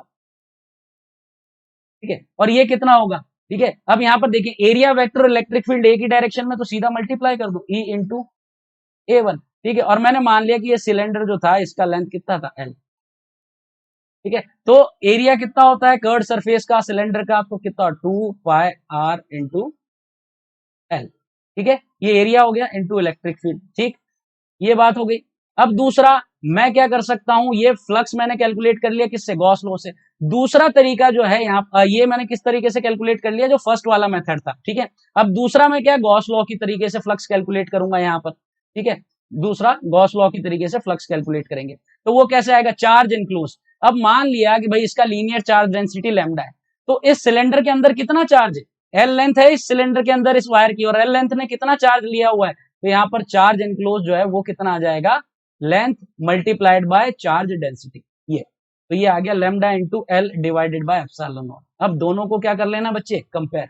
तो यहां से 2 pi R L into E is equal to lambda L upon epsilon naught. तो यहां से इलेक्ट्रिक फील्ड कितना आ जाता है मेरे बच्चों, यहां पर ये एल एल कैंसिल हो गया, तो ये आ गया मेरे पास में lambda upon 2 pi epsilon naught into R. और इसको क्या लिख सकता हूं, 2k लैम्डा अपॉन आर, यही फॉर्मूला था इनफाइनाइट वायर से आर डिस्टेंस पर इलेक्ट्रिक फील्ड का। तो ये तरीका है जिसकी वजह से हम इलेक्ट्रिक फील्ड गॉस लॉ की हेल्प से कैलकुलेट कर सकते हैं, और ये इसका एक जबरदस्त एप्लीकेशन है। लेकिन इसकी ज्यादा यूज करने की जरूरत पड़ेगी नहीं, मेरा ये प्रेडिक्शन है, मेरा ये मानना है, पिछले जो एग्जाम्स हैं उनको भी देख करके, कि मोस्टली आपसे क्या पूछता है, फ्लक्स के बारे में पूछता है। गॉस लॉ का बहुत बड़ा एप्लीकेशन नहीं होगा, और होगा तो बिना पेन चलाए हो जाएगा। देखते हैं कैसे। अब electric field due to charge shell, तो ये हमने पहले ही देख लिया था कि electric field inside the charge shell 0 होता है और outside k upon are square. इसे गॉस लॉ से कैसे करेंगे, तो इनसाइड देखना है, तो मैं क्या कर लिया, इनसाइड मान लो किसी भी एक पॉइंट पर देखना है, तो वहां पर मैंने क्या कर लिया, गॉसियन सरफेस ले लिया आर डिस्टेंस पर, ठीक है। अब आर डिस्टेंस पर ले लिया, ठीक। तो इलेक्ट्रिक फील्ड यहां पर मुझे पता करना है, ठीक है। तो मैं यहां पर देखूं फ्लक्स कितना होगा, फ्लक्स क्या होगा, charge enclose divided by epsilon naught, तो फ्लक्स क्या है यहाँ पर, जीरो है। और जब फ्लक्स जीरो है तो भैया ई डॉट ए हम करते हैं, तो जब फ्लक्स ही जीरो है तो ई यहाँ पर क्या होगा, जीरो, क्योंकि एरिया तो जीरो नहीं है, चमकता है। सिंपल सी बात है यार, जब चार्ज नहीं है, उसने चार्ज इंक्लोज नहीं किया, तो फ्लक्स नहीं, और फ्लक्स नहीं मतलब इलेक्ट्रिक फील्ड नहीं। इसीलिए हम जानते हैं electric field inside the shell is zero. ठीक है, तो यहाँ पर ई इन जो है वो जीरो आता है। अब आउटसाइड द शेल चाहिए। ठीक है, तो आर इसका रेडियस हो गया कैपिटल आर, और मान लो सेंटर से किसी स्मॉल आर डिस्टेंस पर हमें यहाँ पर इलेक्ट्रिक फील्ड निकालना है, तो ये हमारा गॉसियन सरफेस हो गया। ठीक है, और हम ये जानते हैं कि इलेक्ट्रिक फील्ड जो होता है वो रेडियली आउटवर्ड डायरेक्शन में होता है, तो ऐसा इलेक्ट्रिक फील्ड रहेगा, ऐसा। ठीक है, इस तरीके से इलेक्ट्रिक फील्ड होगा हर पॉइंट पर रेडियली आउटवर्ड, ऐसा। ये ठीक है, तो गॉसियन सरफेस का मैंने बताया था कि क्या हो, इलेक्ट्रिक फील्ड और एरिया वेक्टर जो है उसमें सेम एंगल बना रहा है, एंगल बार बार चेंज ना हो। तो यहाँ पर क्या है, एरिया वेक्टर भी रेडियली आउटवर्ड होगा। भाई जो स्फीयर है उसका एरिया वेक्टर क्या होता है, रेडियली आउटवर्ड ही होता है। ठीक है, तो यहां से जो फ्लक्स आएगा वो क्या आएगा, ई ए कॉस जीरो, क्योंकि दोनों सेम डायरेक्शन में। ई एरिया कितना है, 4 पाई r स्क्वायर। ठीक हो गई बात, ये हो गया। अब दूसरा, गॉसियन सरफेस यानी गॉस लॉ की हेल्प से फ्लक्स निकालें, तो चार्ज इनक्लोज, चार्ज इस पर क्यू है, तो कितना इस गॉसियन सरफेस ने इनक्लोज किया है, क्यू अपॉन एप्सिलॉन नॉट। दोनों को कंपेयर कर दें, बराबर कर दें, 4 pi r square is equal to Q upon epsilon naught. तो ये कितना हो जा रहा है मेरे बच्चों, Q upon 4 pi epsilon naught into R square, और यही क्या होता है 1/4 पाई एप्सिलॉन नॉट के क्यू अपॉन आर स्क्वायर, तो वही आना था। ठीक है, तो ये चीज प्रूफ हो गई। इसी तरीके से इनफाइनाइट प्लेन की भी बात कर लें, इनफाइनाइट प्लेन से भी हम जो है प्रूफ कर सकते हैं। ठीक है, गॉसियन सरफेस की हेल्प से। ठीक है, इनफाइनाइट प्लेन से कैसे यहाँ पर करेंगे हम, देखो मान लो इसमें चार्ज डेंसिटी है सिग्मा। ठीक है, और ये पॉजिटिवली चार्ज है, इस तरीके से पूरा प्लेन है। ठीक है भाई, यहाँ पर ये सरफेस नहीं थी, पहले यही था सिर्फ, ये पॉजिटिवली चार्ज। ठीक है, ऐसा। अब मैं क्या कर रहा हूं, एक गॉसियन सरफेस ले ले रहा हूं, सिलेंड्रिकल। ये मेरा गॉसियन सरफेस है, गॉसियन सरफेस। भाई मैं पूरे के पूरे इस प्लेन को तो एनक्लोज नहीं कर सकता ना, ये तो इनफाइनाइट प्लेन है भाई। ठीक है, तो एक मैंने यहाँ पर क्या ले लिया, गॉसियन सरफेस ले लिया इस तरीके का। ठीक है, अब ये इस तरीके का, इसको समझिए, ये प्लेन है, और इस प्लेन को ऐसा क्रॉस करते हुए, ठीक है, उसमें होल करते हुए एक तरीके से, ये हमारा इमेजिनरी सिलेंडर है। क्लियर होगी बात, ठीक है। अब ये सिलेंडर जो है इसका यहाँ पर एक तो ये वाला एरिया वेक्टर हो गया, ये वाला जो आपको नजर आ रहा है, जैसा अभी पहले भी देखा था, ये वाला एरिया वेक्टर ए। इसी तरह से ये वाला सिमिलर एरिया है, ये भी, ये एरिया वेक्टर है। और ये कर्ड सरफेस, तो कर्ड सरफेस का एरिया वेक्टर तो रेडियली डायरेक्शन में होगा, इस तरीके से ए डैश। ये हो गया। अब इलेक्ट्रिक फील्ड की बात करें हम, तो इलेक्ट्रिक फील्ड कैसा होगा, electric field would be like this, ये इलेक्ट्रिक फील्ड वेक्टर। ठीक है, प्लेन से अवे डायरेक्शन में होगा क्योंकि पॉजिटिवली चार्ज है, ऐसा। तो यहां देख सकते हैं ये एरिया वेक्टर और ये इलेक्ट्रिक फील्ड वेक्टर जो है सेम डायरेक्शन में, और इधर इलेक्ट्रिक फील्ड वेक्टर जो है इस तरीके से होगा, यहाँ पर भी ऐसा, प्लेन के परपेंडिकुलर ही होगा इलेक्ट्रिक फील्ड वेक्टर। और यहाँ पर ये जो कर्ड एरिया है उसके परपेंडिकुलर ये आ गया, समझ रहे हैं बात को। तो यानी कि यहाँ पर अगर मैं फ्लक्स टोटल कैलकुलेट करना चाहूं, तो फ्लक्स यहाँ पर जो ये वाला है कर्ड एरिया, ठीक है, flux through curved area that is zero, क्योंकि इलेक्ट्रिक फील्ड और एरिया वेक्टर के बीच में एंगल 90 डिग्री है। और बाकी फ्लक्स निकालूं total through the Gaussian surface, कितना आएगा, ये वाला कर्व वाला तो जीरो रह गया, और इन दोनों का तो सेम ही होगा, तो इसको डबल कर दें, एरिया इंटू इलेक्ट्रिक फील्ड सीधा। ठीक है, ये बात हो गई। तो यहां पर कितना आ गया आपका, ये आ गया 2a। अब मैं दूसरी तरीके से कैलकुलेट करूंगा। ठीक है, किस तरीके से, चार्ज कितना एनक्लोज किया हुआ है इस सरफेस ने। ठीक है, तो ये समझना बच्चों, ये देखिए, ये जब इसको एंटर किया था ऐसा सिलेंडर, तो इसने कितना एरिया कवर किया इसका, ये सर्कुलर एरिया कवर किया कि नहीं इसने, ये वाला, इतना एरिया को ये पेनिट्रेट करते हुए गया। ठीक है, तो ये वाला एरिया इसने कवर किया हुआ है, और ये एरिया कितना है, यही है ए के इक्वल, ठीक है। तो अब चार्ज एनक्लोज यहाँ पर कितना हो गया, area into charge density sigma, तो charge enclose sigma A upon epsilon naught, ये फ्लक्स। अब इन दोनों को कंपेयर कर लेना है अपने को, तो यहां से कंपैरिजन क्या हो जाएगा, 2AE is equal to sigma A upon epsilon naught, तो ये ए कैंसिल हो गया, E is equal to sigma upon 2 epsilon naught, और यही रिजल्ट आता है बच्चों, आता है कि नहीं, सही है, ओके। अब यहाँ पर जो है जरा से हम क्वेश्चन देख लेते हैं जो प्रीवियस ईयर में आए हुए हैं, जल्दी जल्दी से। क्या कह रहा है, a hollow metal sphere of radius R is uniformly charge, the electric, hollow है स्फीयर, ये ध्यान रखें, the electric field due to sphere at a distance R from the centre is. अब क्या कह रहा है, ये दो केसेस हैं, when R is less than capital R, when R is greater than capital R. तो क्या होता है, अगर इनसाइड की बात करें, यानी कि जब शेल है यहाँ पर ये एक, ठीक है, होलो स्फीयर है, तो इनसाइड यानी कि small are is less than capital R, तो इलेक्ट्रिक फील्ड क्या होता है, zero. And when small are is greater than R, तो इलेक्ट्रिक फील्ड क्या होता है, पॉइंट चार्ज वाला फॉर्मूला लगता है, ठीक है। तो क्या होगा, देखिए, decreases as R increases for R is less than R, नहीं, zero as R increases for R less than R, correct है, decreases as R increases for R is greater than capital R, ये correct होगा।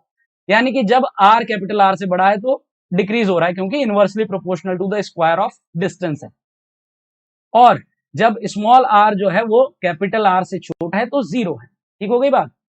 आगे चलें, अगले में क्या बोल रहा है, द इलेक्ट्रिक फील्ड, ओ दूसरा आ गया, sorry, two parallel infinite line charges with linear charge density plus lambda and minus lambda are placed at a distance 2r in free space, what is the electric field midway between the two line charges। तो इसमें हमको flux या Gauss law का कोई use नहीं करना है, तो सीधा फॉर्मूला भेज दे यार। इनफाइनाइट लाइन वायर से मेरे पास दो, ठीक है, अब इसमें एक का चार्ज डेंसिटी प्लस लैम्डा है, एक का माइनस लैम्डा है, तो इसको यहां पर इन दोनों के बीच 2r का डिस्टेंस है, तो इनका सेंटर जो है वो कितना होगा, यहां से ये r डिस्टेंस पर, और ये यहां से r डिस्टेंस पर, ठीक है। अब एक एक करके देखो, पहले वाला जो वायर है इसकी वजह से यहां पर इलेक्ट्रिक फील्ड जो है वो कितना होगा, E1, और दूसरा वाले वायर की वजह से इस पॉइंट पर इलेक्ट्रिक फील्ड कितना होगा, E2, लेकिन that would be towards this negative, ठीक है। तो अगर पॉजिटिव होता है तो away from that charge density, ठीक है, ये वाला जो लीनियर वायर है इसकी वजह से पॉजिटिव है तो अवे होगा इस डायरेक्शन में, और ये नेगेटिव है इसकी वजह से towards this negative charge density, तो इधर होगा। तो यानी कि जो नेट आ जाएगा आपका वो आ जाएगा E1 प्लस E2, ठीक है। अब E1 का वैल्यू क्या होता है, 2k लैम्डा अपॉन आर, तो 2k lambda upon distance are है, और इसकी वजह से भी क्या वैल्यू होगा, 2k लैम्डा अपॉन आर ही होगा, तो ये कितना हो गया, 4k लैम्डा अपॉन आर। और तो यहाँ पर अगर k का वैल्यू प्लेस कर देंगे 1/4 पाई एप्सिलॉन नॉट, तो क्या बच जाएगा मेरे पास, पाई एप्सिलॉन नॉट आर, तो lambda upon pi epsilon naught R, option D is the correct answer, ठीक है, सिंपल है, ठीक है। अगला यहाँ पर है, electric field at distance 3r/2 from the centre of a charge conducting sphere, 3r/2 बोले तो ये क्या हो गया, आउटसाइड हो गया, ठीक है, ये चीज तुरंत पकड़ लेनी है, ठीक है। Conducting sphere of radius r is E, ठीक है, तो E है।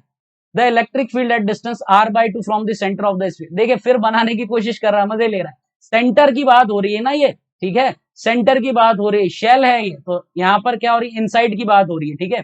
r/2 यानी कि क्या हो गया, इनसाइड द शेल है, तो इनसाइड द शेल तो जीरो होता है, और देखो 2 बार आ गया ये क्वेश्चन, मैंने कहा था आपको क्वेश्चन रिपीट हो रहे हैं। अगला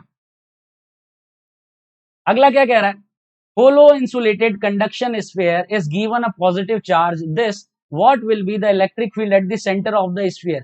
फिर वही बात, सेंटर होलो स्फीयर, ठीक है, यहाँ देखो होलो स्फीयर सेंटर यानी इनसाइड क्या हो गया, जीरो, 3 बार आ गया भैया, 3-4 बार आ गया, ठीक है, तो समझ रहे हो, तो रिजल्ट बेस्ड क्वेश्चन पे पकड़ बनानी है हमको, ठीक है। तो आज का सेशन यहीं खत्म करते हैं, बड़ा लंबा हो गया लेकिन टॉपिक भी इंपॉर्टेंट था और क्वेश्चन भी काफी सारे थे, और मैंने काफी एक्स्ट्रा इन्फॉर्मेशन भी आपको यहाँ पर दे दी है।